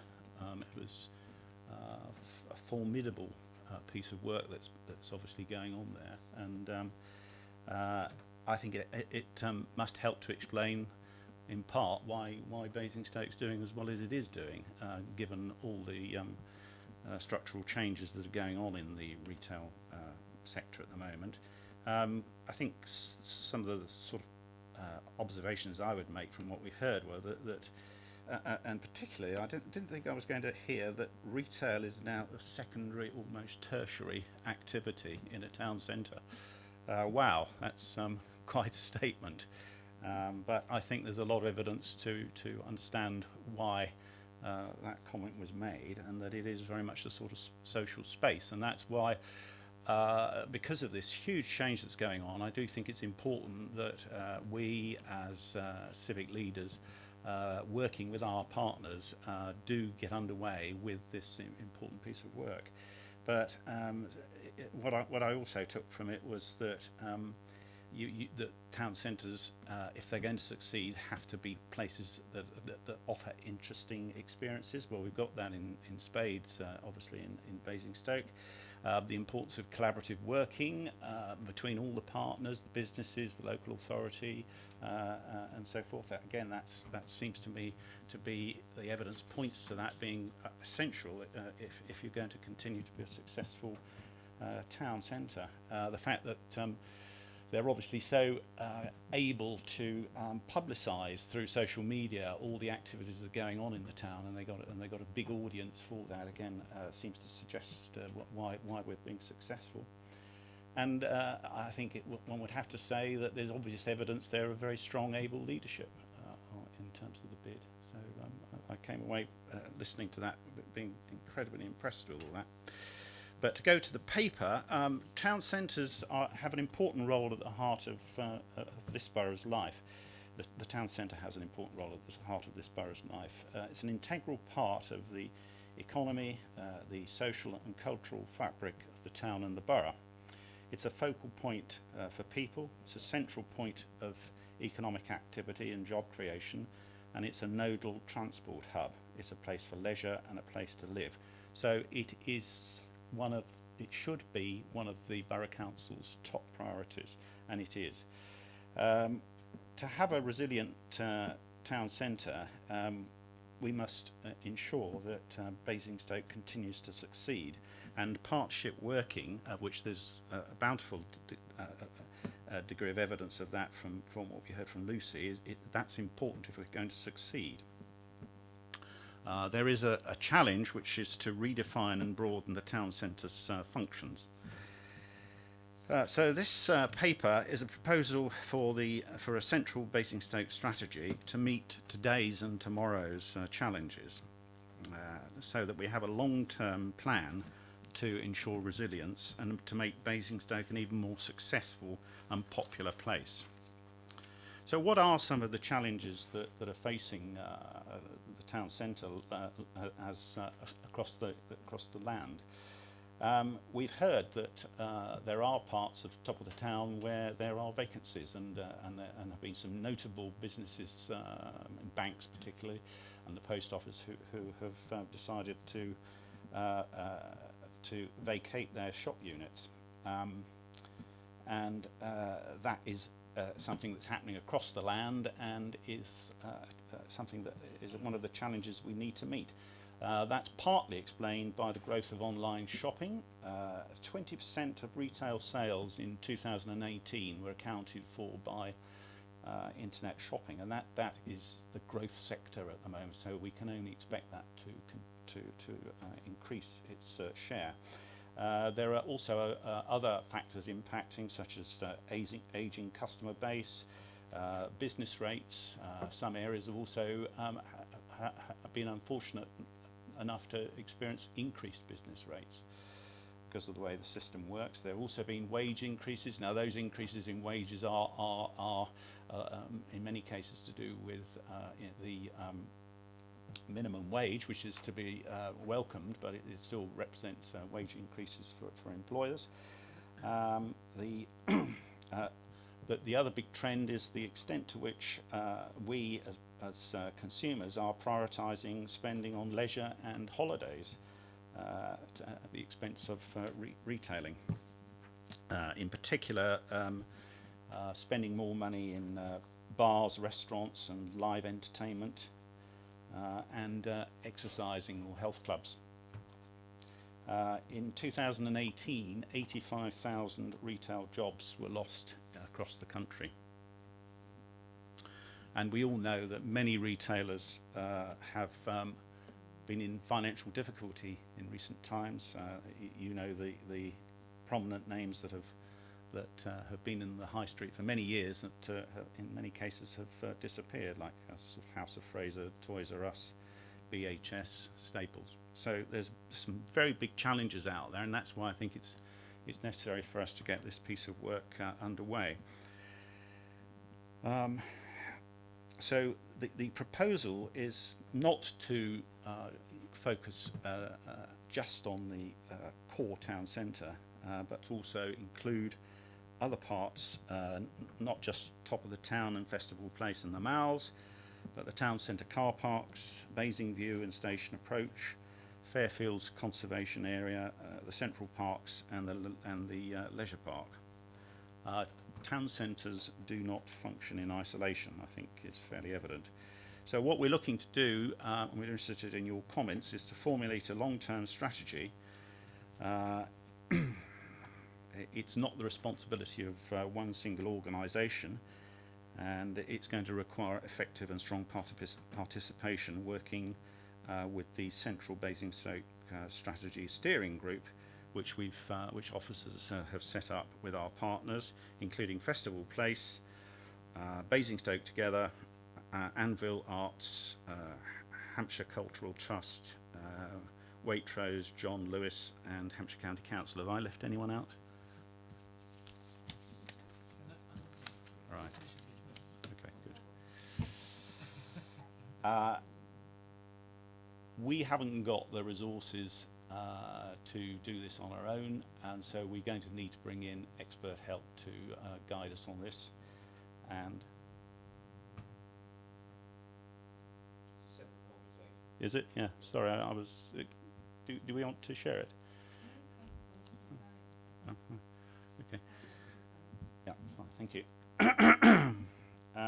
So we do need to make sure we appoint some expert advisors to help us with that work. Clearly, if there is information that's already held by partners like the Basingstoke Together, then it would make absolute perfect sense to avail ourselves of all that information. So I will was interesting to hear how much information that the bid possesses. We in the paper we set out some of the key tasks. I won't repeat that because Councillor James has already run through those, so you don't want to hear those twice, I'm sure. But I would emphasise the importance of maximising on our strong cultural offering. Look at how our cultural facilities can contribute more to making people want to come and visit Basingstoke, and in the process spend money here. And also how we go about making more of the Anvil and the Haymarket and integrating those into the town centre. Lucy made a point about the importance of start-up offices in the town centre, and that's absolutely right, and we are looking at that very thing at the moment because I agree with her that there's the leap to Basing View for these businesses is too big and too expensive a leap, so it's something we're going to be looking at. And also, again, I picked it was interesting to hear about the debate that you had on how we deal with vacant units, and I get it. Collaborative action on this is a good idea, rather than having these sort of neglected shop fronts that give a very sort of negative story.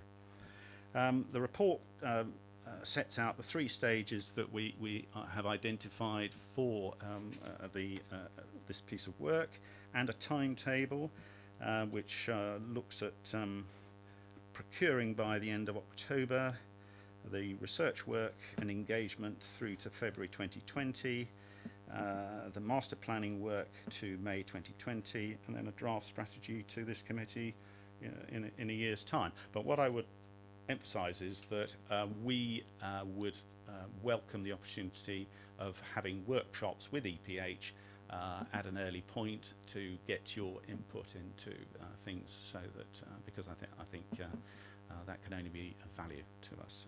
So I do think that with all that's going on around us, that it behoves us as a council to get to start this piece of work and make sure that Basingstoke continues to flourish in 10 years, 20 years and 30 years' time. Thank you, Councillor Isaac. Just before we go to questions, I'd like to ask a question, maybe a statement. On page 15, okay, which is 7 of 10, in paragraph 210, I note obviously we have the timeline and the milestones, and also the delivery plan in the 3 stages.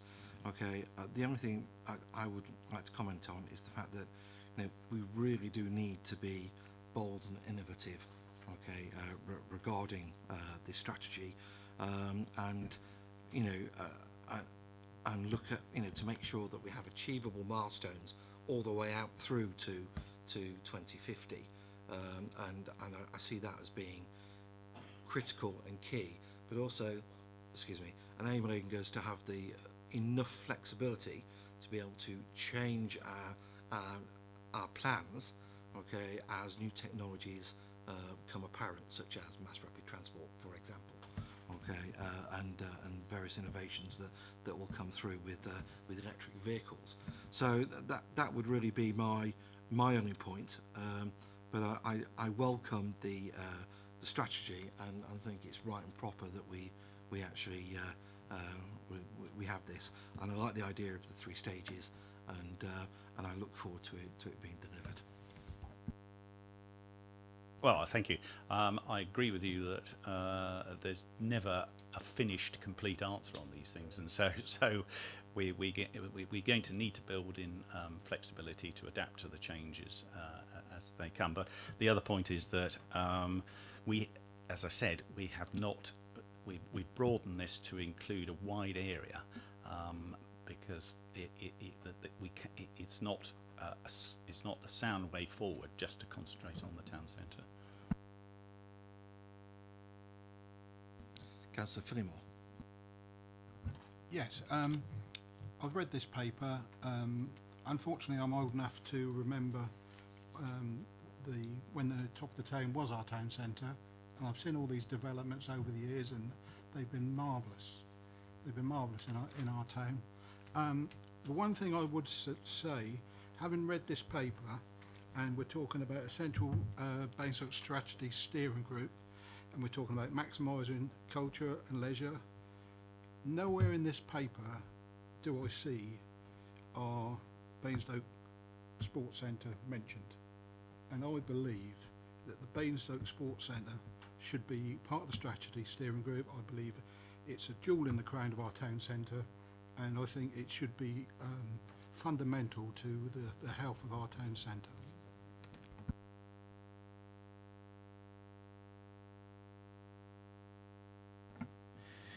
I'm going to suggest that the officer answers that one because you have the information to hand. I think the intention with the steering group was to get a small number of partners initially, kind of to really keep focused, and using the bid, we kind of use the bid as the voice for business, and the Sports Trust is a bid member. So therefore the bid would kind of represent their voices and kind of act on their behalf as well. I think the group might, change as we move forward, but initially was a kind of a very kind of small, tight group with key partners representing kind of key areas in the town centre. Just ask, is the Anvil Arts not a member of the bid as well then? They are, but they're a charitable status, and they kind of represent a sector organisation, so they represent the arts.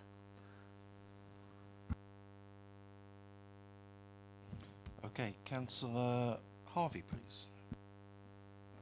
Thank you, Chair. Just picking up on that point, Daniel, could I ask you, in terms of you saying there's this body developing, is New River Retail on it at the moment, and do you envisage them being on it in the future? They're not on it at the moment, and I think we'll have to see moving forward if they need to join or not, but no decision has been made at this stage. Thank you, Councillor Harvey. Okay, Councillor James. Thank you. In relation to the commissioning of an external organisation to do the work on 2.9, is there have I missed it, but is there a costing to that? And then I'll carry on. I think the costing will come once we've actually agreed the approach. So at the moment, we haven't kind of put a cost to it because we want to make sure that the work we want to commission actually meets expectations. So until we're actually quite clear this is kind of the approach we want to take, then we'll actually be able to cost the what it would cost. As Councillor Rice said, I think it's not about reinventing the wheel. I think it's very much building on any work that's been done in the past, and there's information out there that we can use. There's no need to commission that again. I'm concerned because you're asking us tonight as a committee to support the timetable, and one of those is about the commissioning of an external person to do this work. I'd like to know how much it's going to cost, and clearly speaking to the bid tonight, they can carry out a lot of this work, and also they said if they can't, there's other partners that can. So do we actually need that as part of this paper that's being proposed? And is it 500,000? Is it 2,000? Is it 1,000? What I think you need to give us some idea. So I think in terms of commissioning the work, as I just said, we wouldn't commission work that already exists. So I think if there's work available, why commission it again? And in terms of budget, there is currently £154,000 available in the town centre budget. And in relation to the future, later on it talks about commissioning, necessary to commission specialist transport and retail consultants to consider the issues outlined below, which is in 212. Is there a costing to that, or could you possibly talk us through what that would look like? That work that's going to take place. Thank you. Sorry, I've just realised that 2.12 shouldn't be where it is. It should actually be before 2.9. I think when I kind of reviewed the report, I kind of changed some paragraph around. So the 2.12, basically, we're saying that we're going to commission specialist consultants and transport, people to do the work outlined in 2.9. So sorry about that. The other question in terms of what they're going to do. So basically, I think depending on what information we have, there'll be kind of what I would call the science part elements, so kind of really getting into the skin of the town centre, understanding kind of how our town centre operates, flow of movement, kind of, as the bit said, they can provide, footfall data. For me, it's really important to understand kind of the actual offer and the mix we have, and, compared to other towns, is it the right mix for a town the size of Basingstoke? And kind of basically using all that information, starting to inform some interventions, which then eventually will lead to what I would call a kind of master plan. The master plan, from my perspective, would expect the consultant to give us some really strong options and do full options appraisals, including the viability of any kind of large schemes that might need to be implemented. Can I just say that, again, I'm really uncomfortable that we're being asked to sign off a timetable here with a significant budget, really, and that you don't know what work already exists and what work doesn't need to be, or which it does need to be commissioned, and it's all, I'm really uncomfortable with this. I think you should have given us much more detail. Councillor Isaac. Yeah, I think the point here, Councillor James, is we're coming to you at an early point for your views. There's a lot more work to be done, and I think it's right that we should come to you at an early point to understand, before we start doing a lot more work, does this committee give its support for what we're proposing to do here? If we're going to do this work, we've got to make sure we do it properly, and because we're talking about something that it could have very profound impacts on the future of the town centre, lasting impacts, and so. The idea that we can sort of cobble together bits of research from here, there and everywhere and come up with some coherent strategy that's going to stand scrutiny, I for one would not want to be responsible for presenting that to you again in 6 or 9 months' time. What I'm saying is, within a couple of months, you're going to be commissioning a piece of work. I would have liked to know some detail to that. It's not coming back to EPH. What are you commissioning? I'm not asking you to cobble together the bid have a lot of this information. Historically, at the last time the bid presented to us, they gave us a lot of that information on footfall. So we are aware of it. I mean, if you're not aware of that, I'm not sure, what is it you're commissioning? And we're not going to know again. You're going off, and we won't, in relation to that bid process and how that is implemented, a bit like with the leisure park, we don't get into the detail of that process. So that's my concern. It's a lot of money. Do we need to do that? Well, we haven't got a budget to put to you yet, so I don't know how you can say it's a lot of money. It will go to Cabinet, and so there will need to be a budget attached to it when it goes to Cabinet. So it will be subject to that public scrutiny and go to Council. Thank you, Councillor Isaac. Okay, let's move on, and Councillor Miller, please. Thank you, Chair. I've raised the subject of strategies in this committee over the years. A strategy is an outline intent. I'd like to compliment the officers putting this report together, because it's a very difficult shopping list, if you will, to put into a strategy which is looking for the longer term. The longer term to get things right, for the town centre to be able to function properly in whatever we're faced with in the terms of the retail sector and the future, the way things are going. We've heard examples of this evening. I think a strategy gives us the outline. When it comes down to the detail, when we identify the detail that's required to go out to commissioning, you have to structure, and if you like, you have to go out to tender. You have to identify what you want to do. You go out to tender to industry. Then there are specialists, and the kind of specialists are already identified in the report, the areas that would need to be covered. You can, yes, you can't identify exactly how much it's going to cost, but what you do is you go out to do the minimum that you need to fill in the gaps that we've got a lot of data already. We're going to be getting a lot more data, to be able to implement the strategy, but there's going to be holes that we don't know about. And that's what you go out to experts to commission. That's the way the world works in all kinds of disciplines. And the resources in any organization are limited. You can't have everybody qualified to get all the information internally. That's why you go out to commissioning. The one thing I liked about this report is that it tells itself we haven't covered all the bases. You start off with a strategy, and as you move on, you see what else you need, and then you focus on that. Do we have the answers to the various questions that come up? And you gradually work this through. It's a constant, what I would term, and I've used it in a different life, it's a living document. You move it on, and you can identify the timetables. This timetable, if you look at the start of the section, it's proposed approach. It's only a proposed approach. We're not setting anything in stone here, because none of this will sit in stone. You've got to be flexible in your approaches, flexible in the kind of information you require to solve your perceived problems. And I noticed in 2.5 the kind of issues that are going to have to be covered. But that's going to, underneath each bullet point in 2.5, that's going to uncover a lot of unknowns. And you address those as you go along.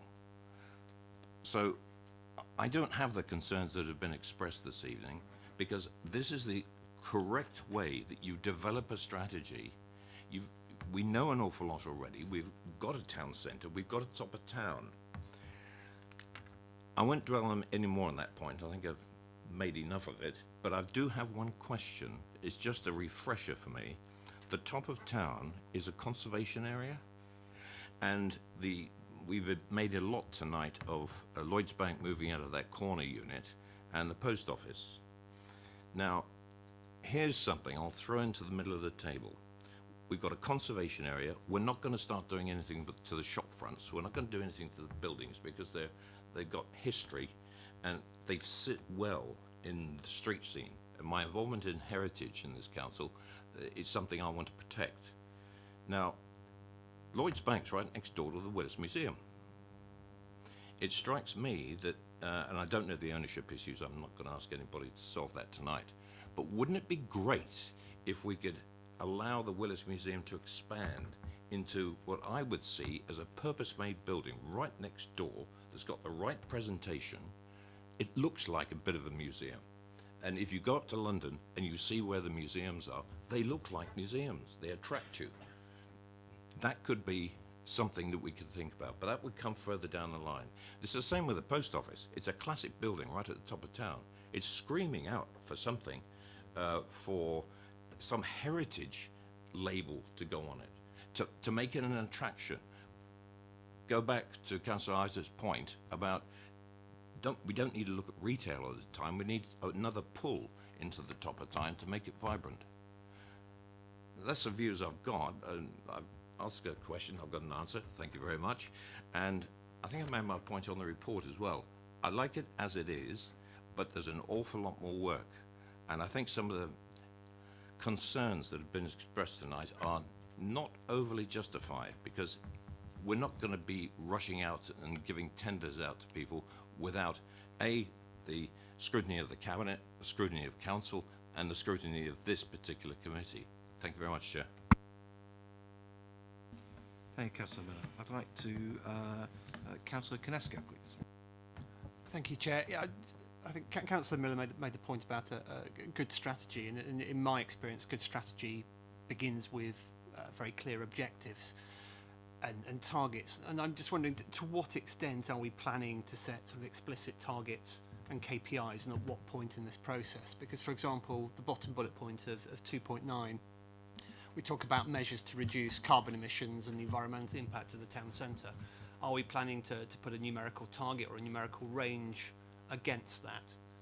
Because your definition of a successful reduction might be very different to mine. I'm just trying to get a sense of when in this process are we going to be start setting explicit targets like this, so we can then measure its success later on.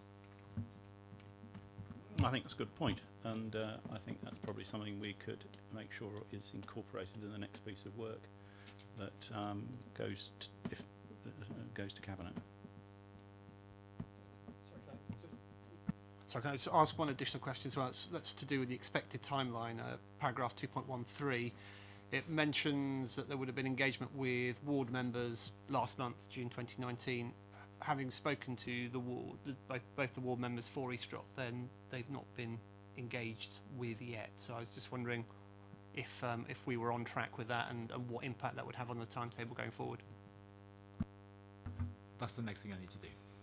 So I think after EPH, I will engage with the 2 ward members for the town centre. And sorry, does that have an impact then on the timetable going forward, given we've slipped? No, I think it's just kind of to make sure that we get their views as well before we take anything further to cabinet in September. Thank you, Councillor Kinesko. I was just about to ask that same question myself. Okay, I'd now like to go to Councillor George, please. Thank you, Chair. Firstly, I think this is a very good piece of work, and it logically lays out a very good process you go through. And looking at the work going forward, they're all things which you would logically think would need to be done in terms of information gathering and getting views and what have you on the way forward. I suppose, what is very clear, we're going to be in a very dynamic market going forward with things changing. We're also going to be in an incredibly competitive market in terms of people wanting to come to occupy shops and things like that. Now, under those circumstances, going back to when I used to work for a living, except being a borough councillor, it was key that fundamentally the thing that sold things was, we used to call them unique selling points, USPs. And looking at this, and I think Councillor Isaac picked one up, which is cultural offerings and things like that, and what have you. But I don't see in here a lot about what are the key things that are going to bring people to our town, our unique selling points. How are we going to promote those, and how are they going to change in future? What are the things with the changing environment and the way things are going? What are the things in future that's going to make somebody go, hey, let's go to Basingstoke today and take my family, or a business say, hey, that's a good place to do business because of it. Now, some of it may be around, we're going to have increased number of housing, so increased footfall, maybe good things like that. But I really welcome here, included in this process, and it may sound very sort of, controversial, but I'd really welcome here a really blue sky, forward-thinking, imaginative approach to try and identify just maybe a few things that in future we can say, this could capture somebody's imagination, this could really bring people to our town, and we could do this and we could build this and promote that. I don't know what it is at this stage, I have no idea, frankly, but I would really welcome a little team in there of just people who are going to say, well, let's throw out the logical process here and let's go for something very imaginative here, because it has been those sorts of towns, you have to mention places like Glastonbury's got the festival, you've got Clark's Village, all those things which are unique selling points which will bring people to the town to do something. And I'd really welcome a little group in here which concentrates on those. They can be absolutely balmy, perhaps some of them, we might throw them out, but let's go in there and really think about the future. What's going to bring people to the town, what's going to sell the town to people coming here in terms of families, businesses and everything else, and concentrate on one or two of those which we can take forward. I'd really welcome that. Yeah, that's a good point, and it should be something that is part of the work that we do, because I think if you look at our position compared to places like Winchester or York, we don't have the obvious USP, but maybe it's there and it's just not being promoted as it should be. But it was interesting to hear what Lucy was saying about that that short film program that they do, and how that's become sort of internationally recognised. So I agree. It's something that needs to be included in this.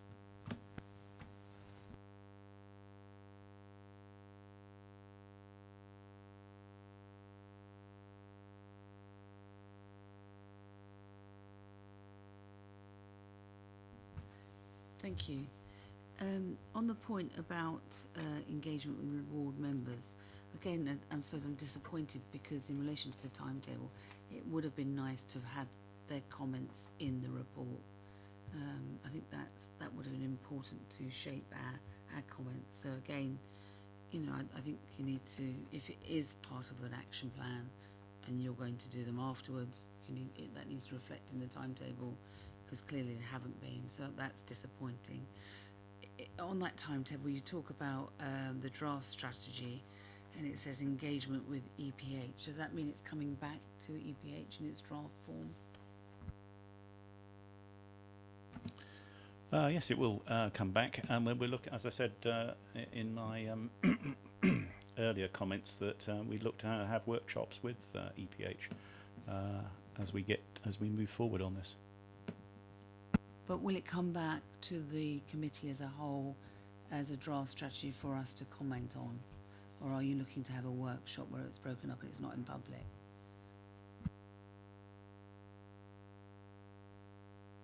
I think there's two things here. There'll be workshops along the way as we develop the strategy, and the idea is then once we got a draft strategy to come back to EPH for people to comment on the draft strategy.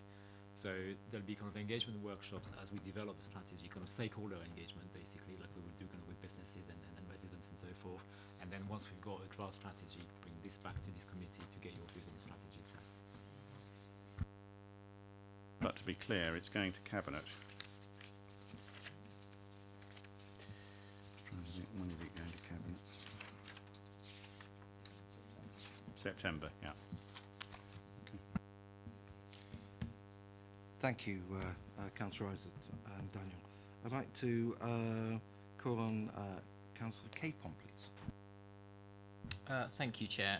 Firstly, I'd just like to say I strongly welcome this approach. I think it's really great to see it's a central Basingstoke strategy rather than just focusing on the top of town or a certain element. It feels very holistic in its approach, so certainly has my support from that perspective.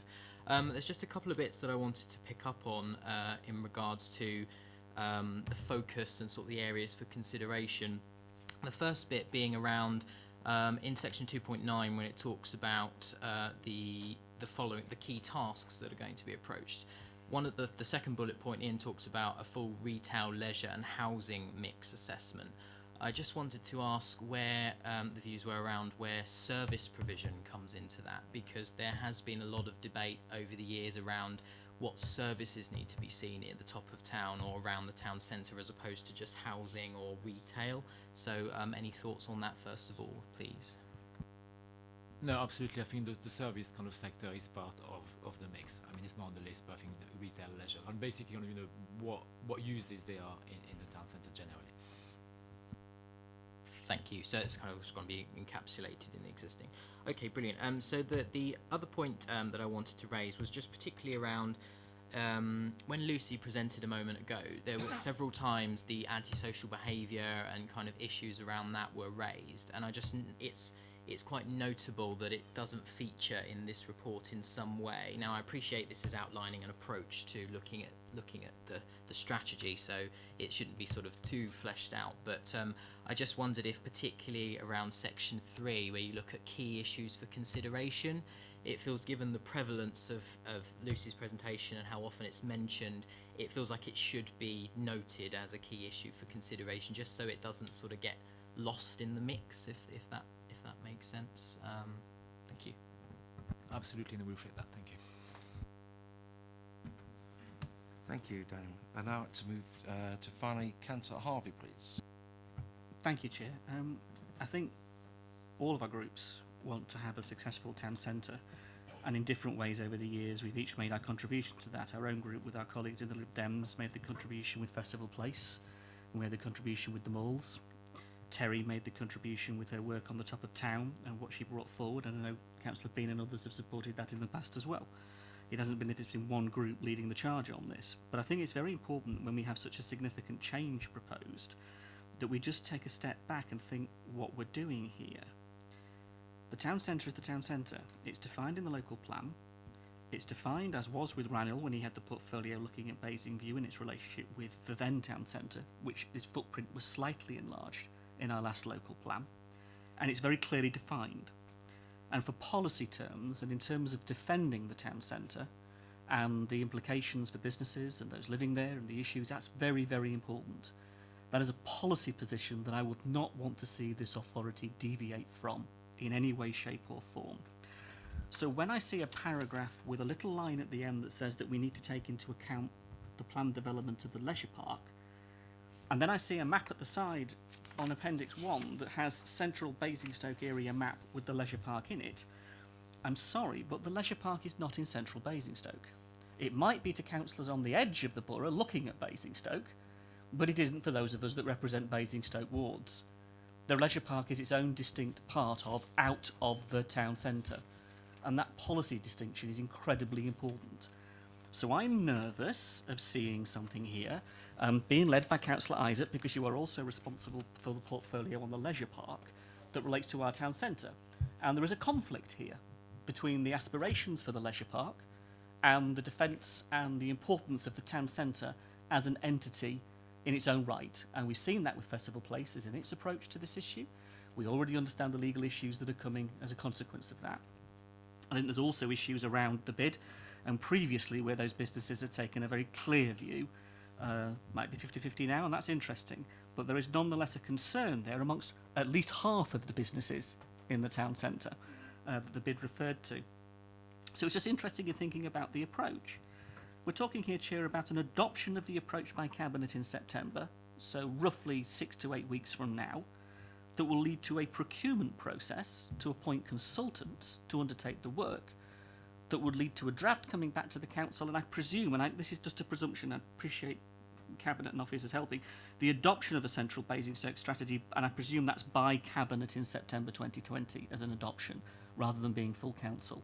We're not seeking to run this through in that way. There would be a period of reflection, I think, by the committee. The budget's been suggested as 154,000. That's currently in the budget for doing the top of the town work.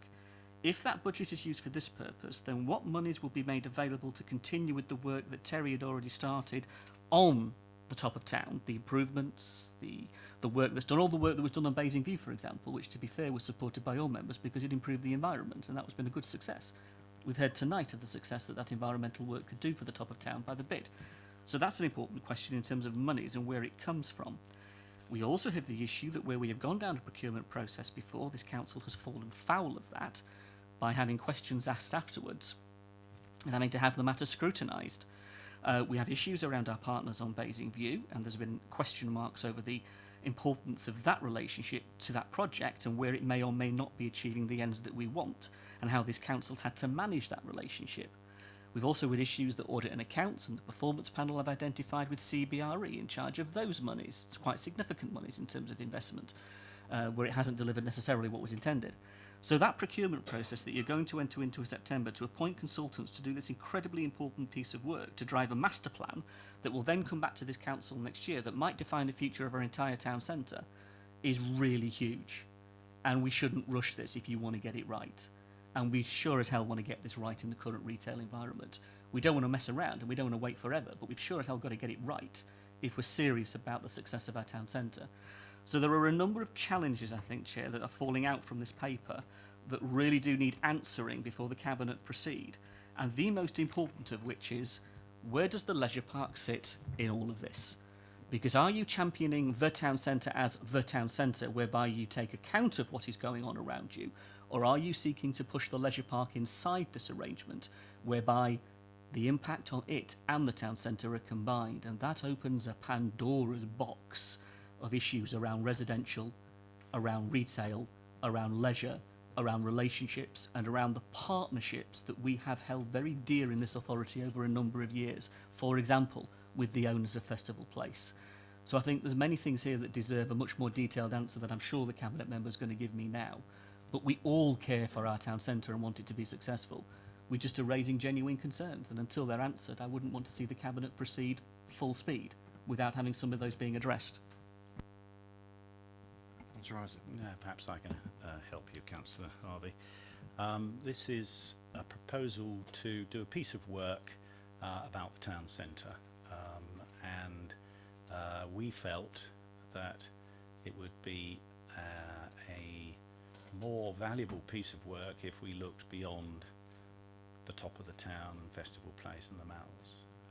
So to try and then sort of draw the implication that this is some sort of planning implications attaching to it is just not correct. And so I think that isn't that's not what we're heading for here at all. It is a piece of work, and I think there's a logic which has been accepted by a lot of councillors here this evening, that it makes sense to look at the leisure park, Basing View, station approach as part of that piece of work, so that we get a comprehensive piece of work. It is not in any way a planning strategy document or piece of work. As far as the budget's concerned, there is no budget here, we have made reference to the fact that there is £154,000 or thereabouts in the existing pot, but I'll leave Daniel Garnier to respond further on that point. And then on procurement, we're confident that the procurement process that we went through in relation to the leisure park was sound, and that's why, alongside New River, we're defending it vigorously, and we shall see fairly soon whether the courts believe that our procurement process was sound. I'm confident that they'll find that it was, but we shall see. So if I could just turn to Daniel to respond on the detail on the budget. In terms of the budget, the 154 I mentioned is what's unallocated as part of the town's program. There's 274,000 in the program to carry on with the activities. So it's kind of what's left that's not committed, if you see what I mean. Sorry. There's £154,000 in the town centre budget uncommitted at the moment, but in total there's £274,000, and so the difference basically is what's been committed to deliver activities for town, like the events program, for example, or supporting InQIV and that sort of activities. Councillor Harvey, just before we move on, Councillor James was before, so Councillor James, please. I just want to follow on from that, and I suppose looking at the map, my concerns is on page 16 is the diversification of uses. So if we then look at the map there, we all went to a presentation where we had the New River presenting flats on the leisure park. Now, if we go forward with this proposal, it says there that they can start to look at other mixed uses. So if we're including the leisure park as part of this process, there's no reason why, as part of this master strategy, that housing could not be included in that area. So for me, this raises absolute alarm bells. It's a way of, I think Councillor Harvey's just said it, is shoehorning in the ability to deliver what they want to deliver on the leisure park, because leisure is a very minor part of the leisure park, and retail, as we've been told tonight, doesn't stack up. So they're going to have to find another way of making it a viable site for New River. So that's my concern. The other concern I have in relation to planning, this document will have relevance, and in relation to the work that Paul and Honali were doing on the planning policies in relation to the leisure park and the impact on the town centre, where at the moment you can't put retail on the leisure park unless it's ancillary to and supportive of leisure, not that it's anything to do with the shopping experience that will impact on the town centre.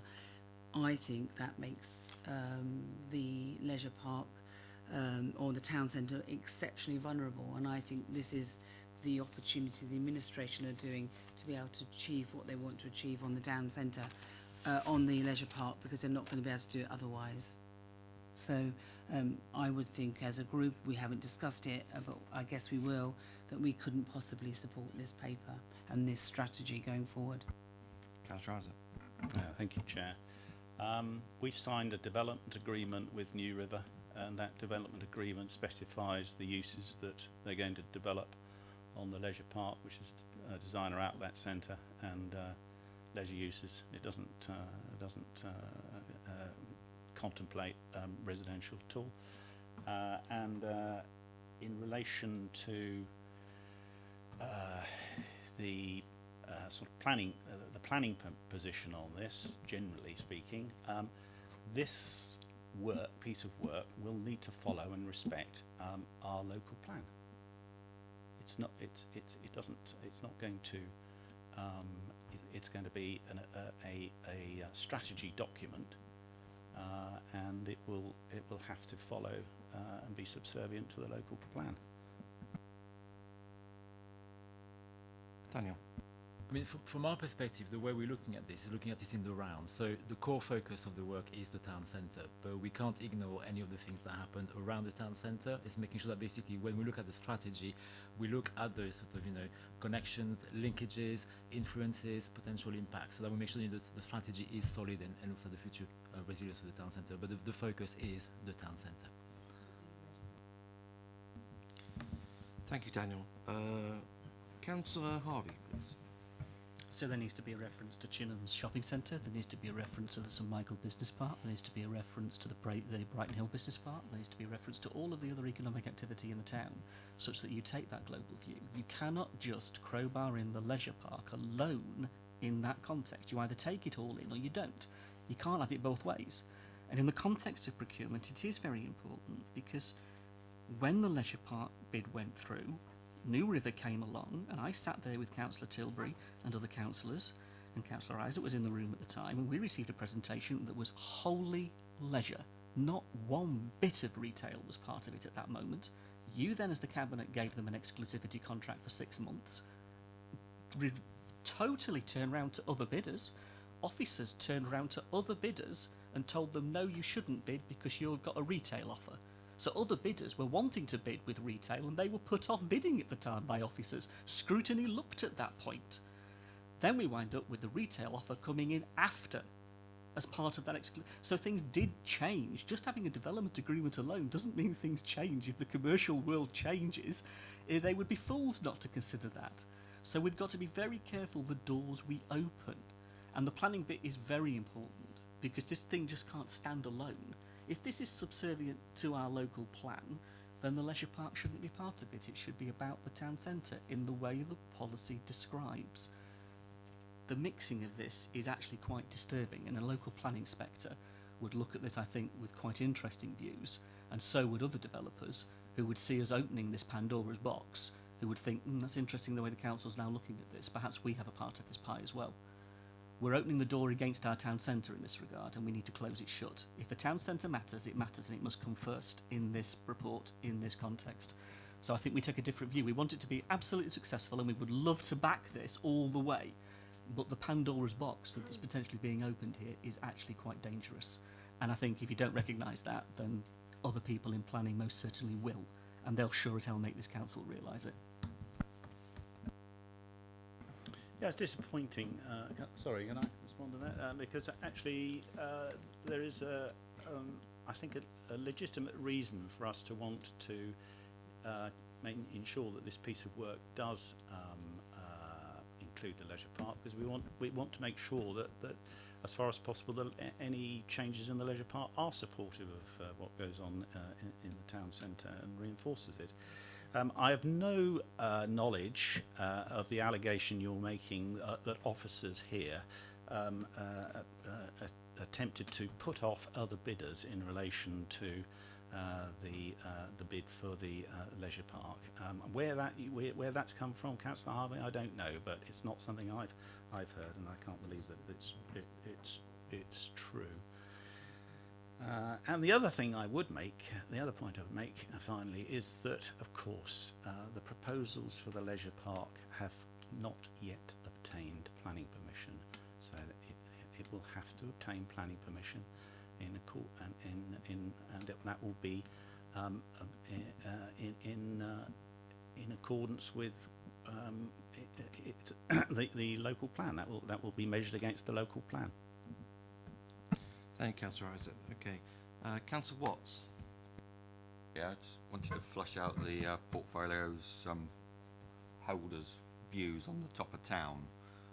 Lucy, in her presentation, mentioned about compulsory purchase. It said in the report we've got 10% buildings are empty. Have you got any thoughts whether you're going to leave it to the market to run the top of town, more permitted developments, and how does that tie in with the local plan, where the local plan has identified all the car parks at the top of town and the central car park as more residential homes? It seems to me that the top of town and the car park and the car parks, it's all going to come residential. Where are we going to break out of that? We will talk about diversity, but I just see one way residential top of town and no social activities, services at the top of town. I just want to flesh out your thoughts on that. Well, I think this is all too early, and this is the point of having a proper piece of work done that is one that involves people like Lucy and her team, so that we get that any changes that we want to make in the future are ones that are going to be soundly based on evidence and experience, and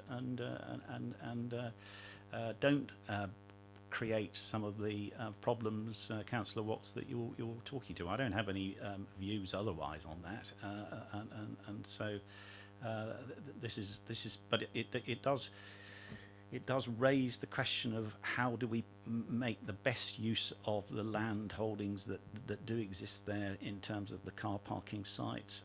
How do we do whatever's necessary to reinvigorate top of the town? Clearly, there are problems there that are increasing, and in some parts, and so it does seem to me to be another very good reason for getting this piece of work done. Thank you, Councillor Isaac. And finally, Councillor Capon. Beg your pardon, Gary Watts. Yeah, on the car parks, it's identified that there's going to be housing in this local plan on those car parks. You must have a view whether you think that's you support that or not. You must do, because you voted for the local plans. You must have views. If we're going to eliminate all the car parking at the top of town, where is our transport strategy going? I mean, we talked, the public speaker tonight was talking about greener transport, moving away from diesel. I mean, we've got all these stagecoach buses going around polluting. Cycle wheeling, there's no direct route from one side of the town to the other side of the town. There's no secure parking. I mean, I had my push bike nicked in town this time last year. There's all sorts of things which we need to join up, and just, you know, I just think we've got local plans saying one thing, and this is saying a different thing. You know, we're either having residential at the top of town, or we're not. You know, I mean, it's just so muddled. Councillor Isaac. I'm not sure it's saying anything. It's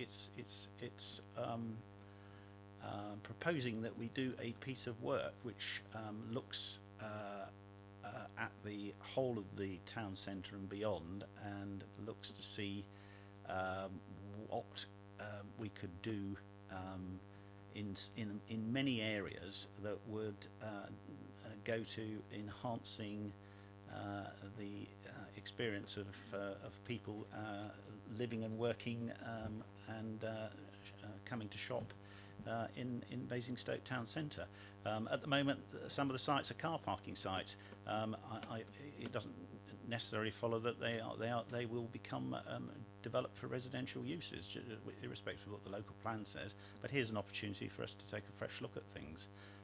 And I think you've raised some very interesting points there, Councillor Watts, and those are the sorts of things that precisely we need to address. Otherwise, you're going to be asking these questions in 2 years' time and 5 years' time.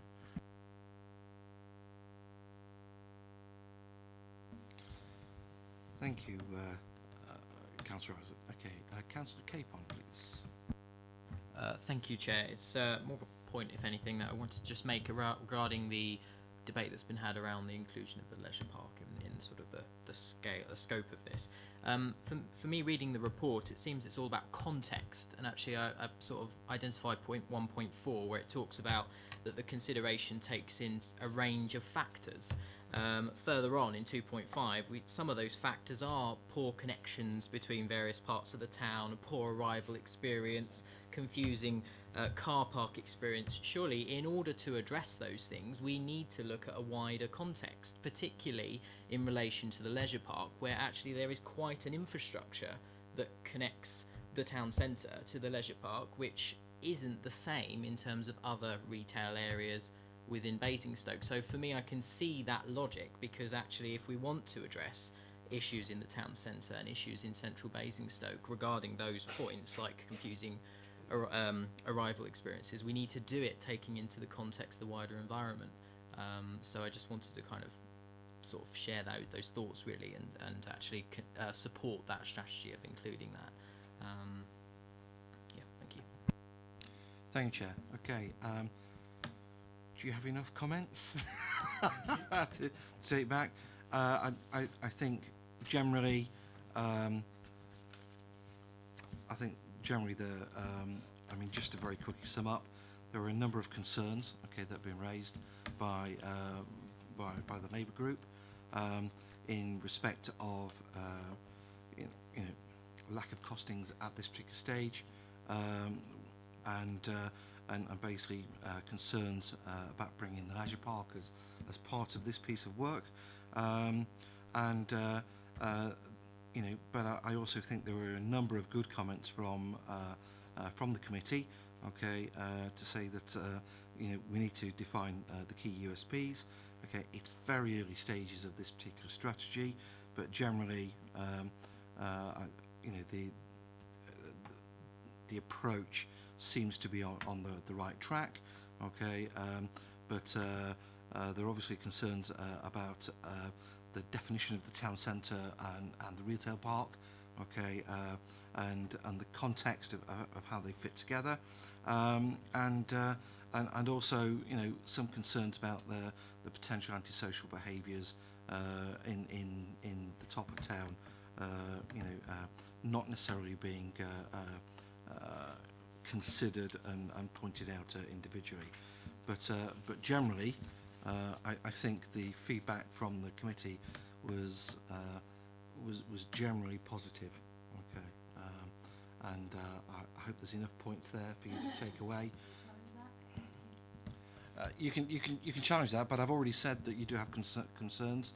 Okay, I mean, I'm happy to note that councillors Laura James and Councillor Harvey, you know, had grave concerns, okay, regarding this strategy. Happy to note that, okay, but I think generally it was felt that the approach was good and you know, the way forward. Councillor Harvey. Thank you, Chair. I understand what you're saying. I think a fair reflection of the debate, and this is for suggestion, is that there are genuine concerns, and they relate to the planning issues, they relate to the implications of that and the conflict between the leisure park and the town centre, to be specific. Yes, the Conservative group members did have positive comments to make, and Labour group members made critical comments, and still all of us spoke in support of our town centre, which is something I think we should capture. We all spoke in support of our town centre. However, there is a clear difference of opinion because of the planning implications of including the leisure park in this, and that's a very important point in the costing. So it's how you word that, in the sense that the committee's view is. The committee doesn't have a view, does it? Because it's quite divided between the two in terms of the views this evening. If we want to say the committee has a view, then we need to take a vote on it, and I don't think we need to go there this evening on that. I'm happy to if you want to.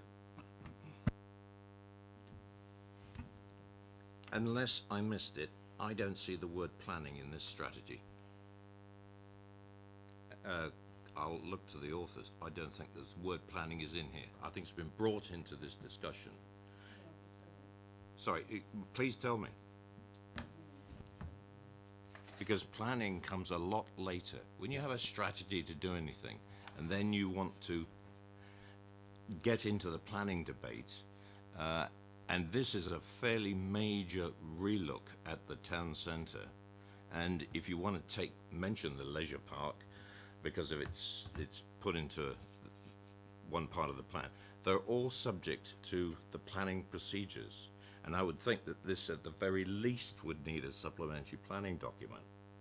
That's when you go into the detail. You don't go into it as a strategy.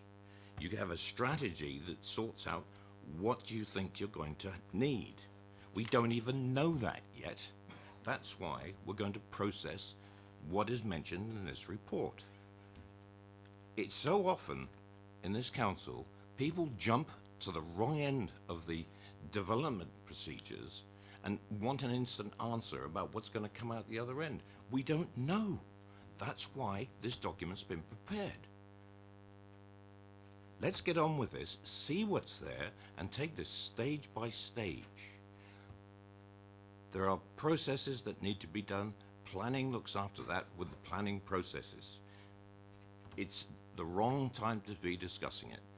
During this, we might come over hurdles that may not be overcome by the planning process, but we can't say what they are at the moment. I hope that helps, Chair. Thank you, Councillor Mayor. Final word. Final word. It's here in black and white. The strategy will need to consider the appropriate mix of uses and consider how this could be delivered through appropriate planning policies.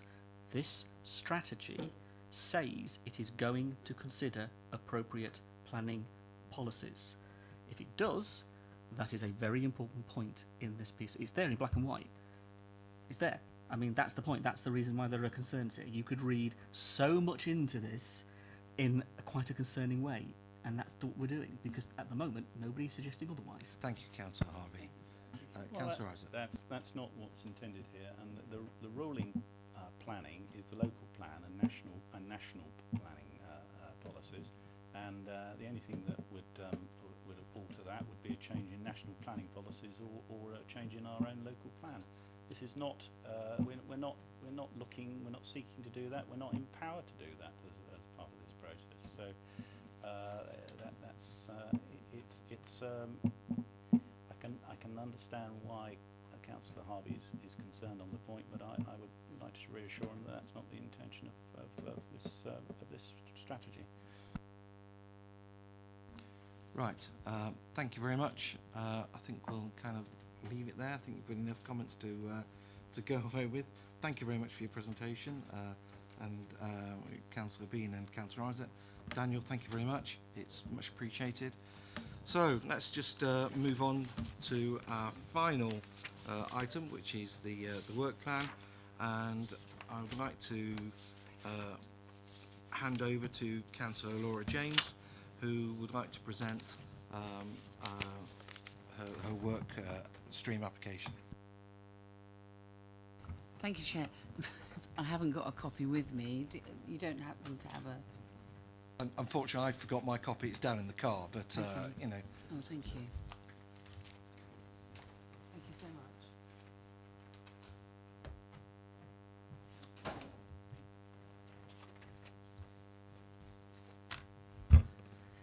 Thank you. So what I've put in, what the members of the Labour Group have put in onto the work programme, that we'd like to look at the allocation and development policy relating to families and flats.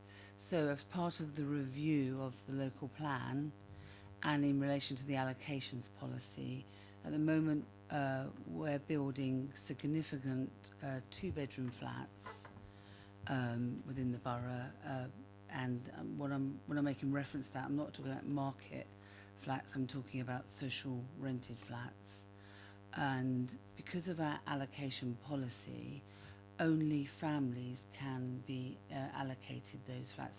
There are exceptions, but in the rule it's mainly families. So we're seeing many families housed in these flats, and the flats, not all of them have lifts. In fact, many of them don't have lifts, and often the lifts break down. Once somebody is housed in a flat through our housing allocations policy, they then come off of the register and they're not able to go back onto that register. If they have a small child, quite often people are very desperate and they take the flat, not really thinking this through, not realising that maybe down the line they're going to have another child and they're not going to be able to move out of that flat. If the children are of the same sex, the reality is they're not likely ever to be able to move out of that flat if it's a 2-bedroom flat. If they're of different sexes, when they get to the age of 10, they then can be considered for a move, but the reality is it's very difficult for them to move and it takes many years. So you're talking about the children being 12, often older, and it's whether there is appropriate move-on accommodation. We're now housing many families in flats, and my concern is in relation to policy for move-on accommodation, we don't have that, but we're also not enabling people that are in flats as families to move on because they can't. So it's, do we continue from the local plan to allow developers to build 2-bedroom flats above ground floor, or do we then look at our allocations policy and should we then change that so that we ensure that we're not housing people with families in flats, or if they choose to be able to move, they can go back on the register so that they can move, because the only way that they can move at the moment is with a social or a medical priority, which isn't easy. I'd like to just give you, to sort of sum up really in the end, is, and I've got many examples in relation, and so are the Labour group in relation to casework. I have a young woman that is living in a second floor flat. It's up 3 flights of stairs. It's a housing association accommodation. She's been told by the housing association that she's not allowed to keep the pram downstairs, and that they could accommodate that, but they're not allowed to do that. So she has to, up 3 flights of stairs, carry 2 children. One child is a baby and the other is 2 years old. The 2-year-old has lots of problems, development problems, and she also has to carry the pram.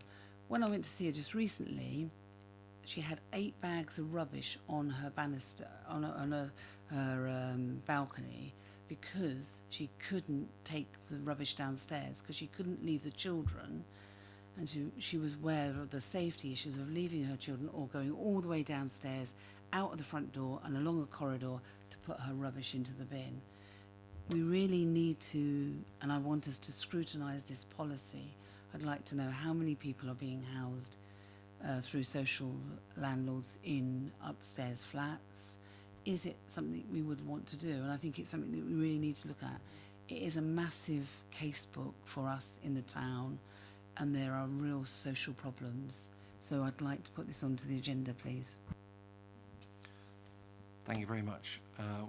What I suggest that we do, it is an immense piece of work, an immense piece of work.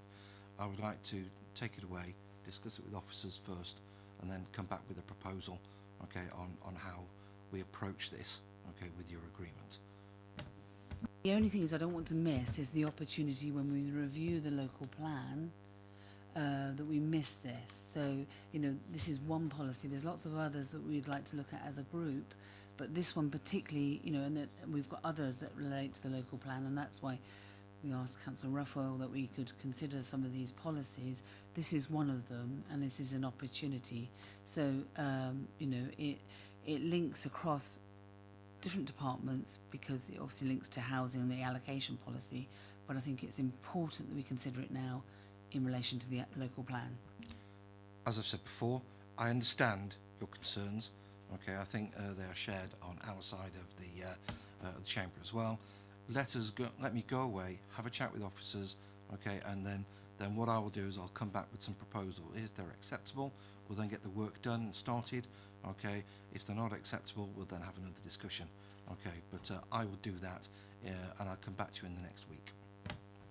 Can I just, on record I suppose as well, because I didn't say this, but what we're seeing as well, and in Norden, but we're seeing it across the town, is 100% flatted developments being proposed by housing associations.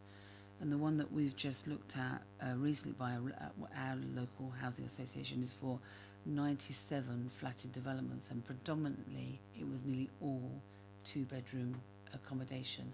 So that's going to be housing mainly families. And so it really, and the other thing that we should look at as a committee is all of those 100% flatted developments do not have to contribute to SIL, so they're outside of the SIL. So I think, again, that's another area. I was that just we need about to look make at. that point, Councillor James, that the flatted developments are outside of SIL. Okay, I think that's potentially something that we certainly can look at, okay, sooner rather than later. Okay, but as I've said before, let me speak with officers. Okay, we'll come back within 7 days. Okay, via email to the committee. Okay, and you know, with a suggestion of work stream. Okay, thank you.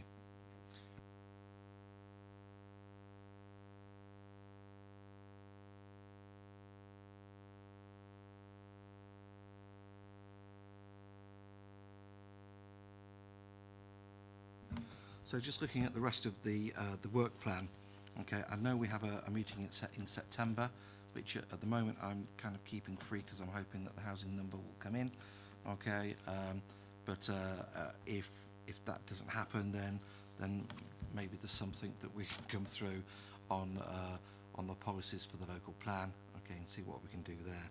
Obviously, 7th of November we have housing and homelessness strategy, which I think, you know, could potentially cover some of the work stream that you know, you've highlighted in your report. However, I appreciate that's November. I appreciate, you know, that maybe not be as soon as you wish it. However, that's already in there. So again, I'll speak to officers, and then basically have an update to the infrastructure delivery plan and proposals for the SIL spend. Okay, and also a local plan update, and again that's TBC at this particular time. So then moving on to the task and finish groups. Okay, I want to have a look at the task and finish groups. Okay, certainly the one to review the council motion on management companies and the non-adoption of roads and the environment in developments. Okay, we were looking for some members from our side, okay, on the committee to actually fill some of the blanks. Obviously, there's from our side, there's myself and Hannah Golding were on here. Okay, I will still be on the this task and finish group. Does anybody from our side wish to join me? Councillor Miller. The reason I want to join it, this is the one to do with management companies, non-adoption of roads. Well, you have to look to the county council for that one. I've just spent the last 3 days down at the LGA conference in Bournemouth. I had a reason for going down there anyway, but I've covered all kinds of subjects, this being one of them. And I've got some information that I would like to share with the members of that group for a situation on these management companies that is rife across the country, and it's a possible solution we could examine which would take the big sting out of the tail. I've brought the information back with me, and I would like to join the group specifically for that aspect of it, and hopefully we can discuss it and maybe come out with a solution that's beneficial to our residents and the council. Certainly, you're most welcome. Okay, I'd like to then move to the other.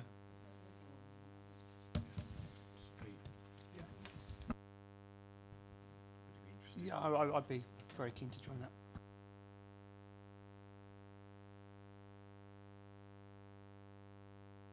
Okay, so that's myself, Councillor Miller, and Councillor Koneshko to join that committee.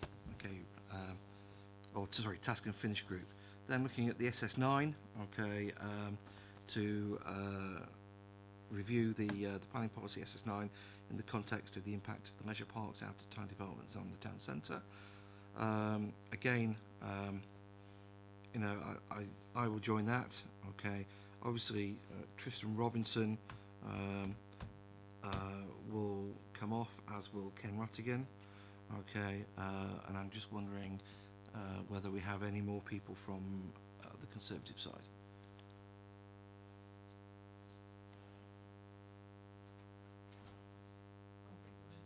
No, I understand that, Councillor Miller. Councillor George, would you be interested in that, or? It's not something we naturally came to do, it's one that I think it would be most welcome. Councillor George. Okay. So that, the only other thing I would like to say is, under urgent matters today, you brought up the fact that there was no officers at a meeting. Okay, I would just like to know, just very quickly, and maybe it's something we can take offline, what officer support you'd like at the meeting. I can then, you know, take that back. Councillor Harvey. Thank you, Chair. I mean, I've raised this with one of the directors, and I'm happy to pick it up with Rebecca as well. I mean, I'm happy to talk to, in terms of scrutiny, operation of task and finish panels, and the way that officers relate to those particular bodies. We've got great support from committee services, so as a group leader element that was picked up, and I'm happy to talk to you offline about that, Stuart. I could happily pick that up with you, because I think it is an important point we need, not just for our committee here, but for other committees as well. Yeah, sure, I because understand this is that. happening across I think, if I'm right, you've got a chairs panel that's being convened, or something's being thought of. There is some chairs training, as I understand Right, it. okay. So there's a variety of ways I think that other officers are suggesting Sure. it might be dealt with. So Okay, let's pick it up offline rather than, if that's okay. Certainly that's not a problem. Okay. All right, I'd like to close the meeting. Thank you very much, councillors, for your attendance, and look forward to seeing you at the next meeting.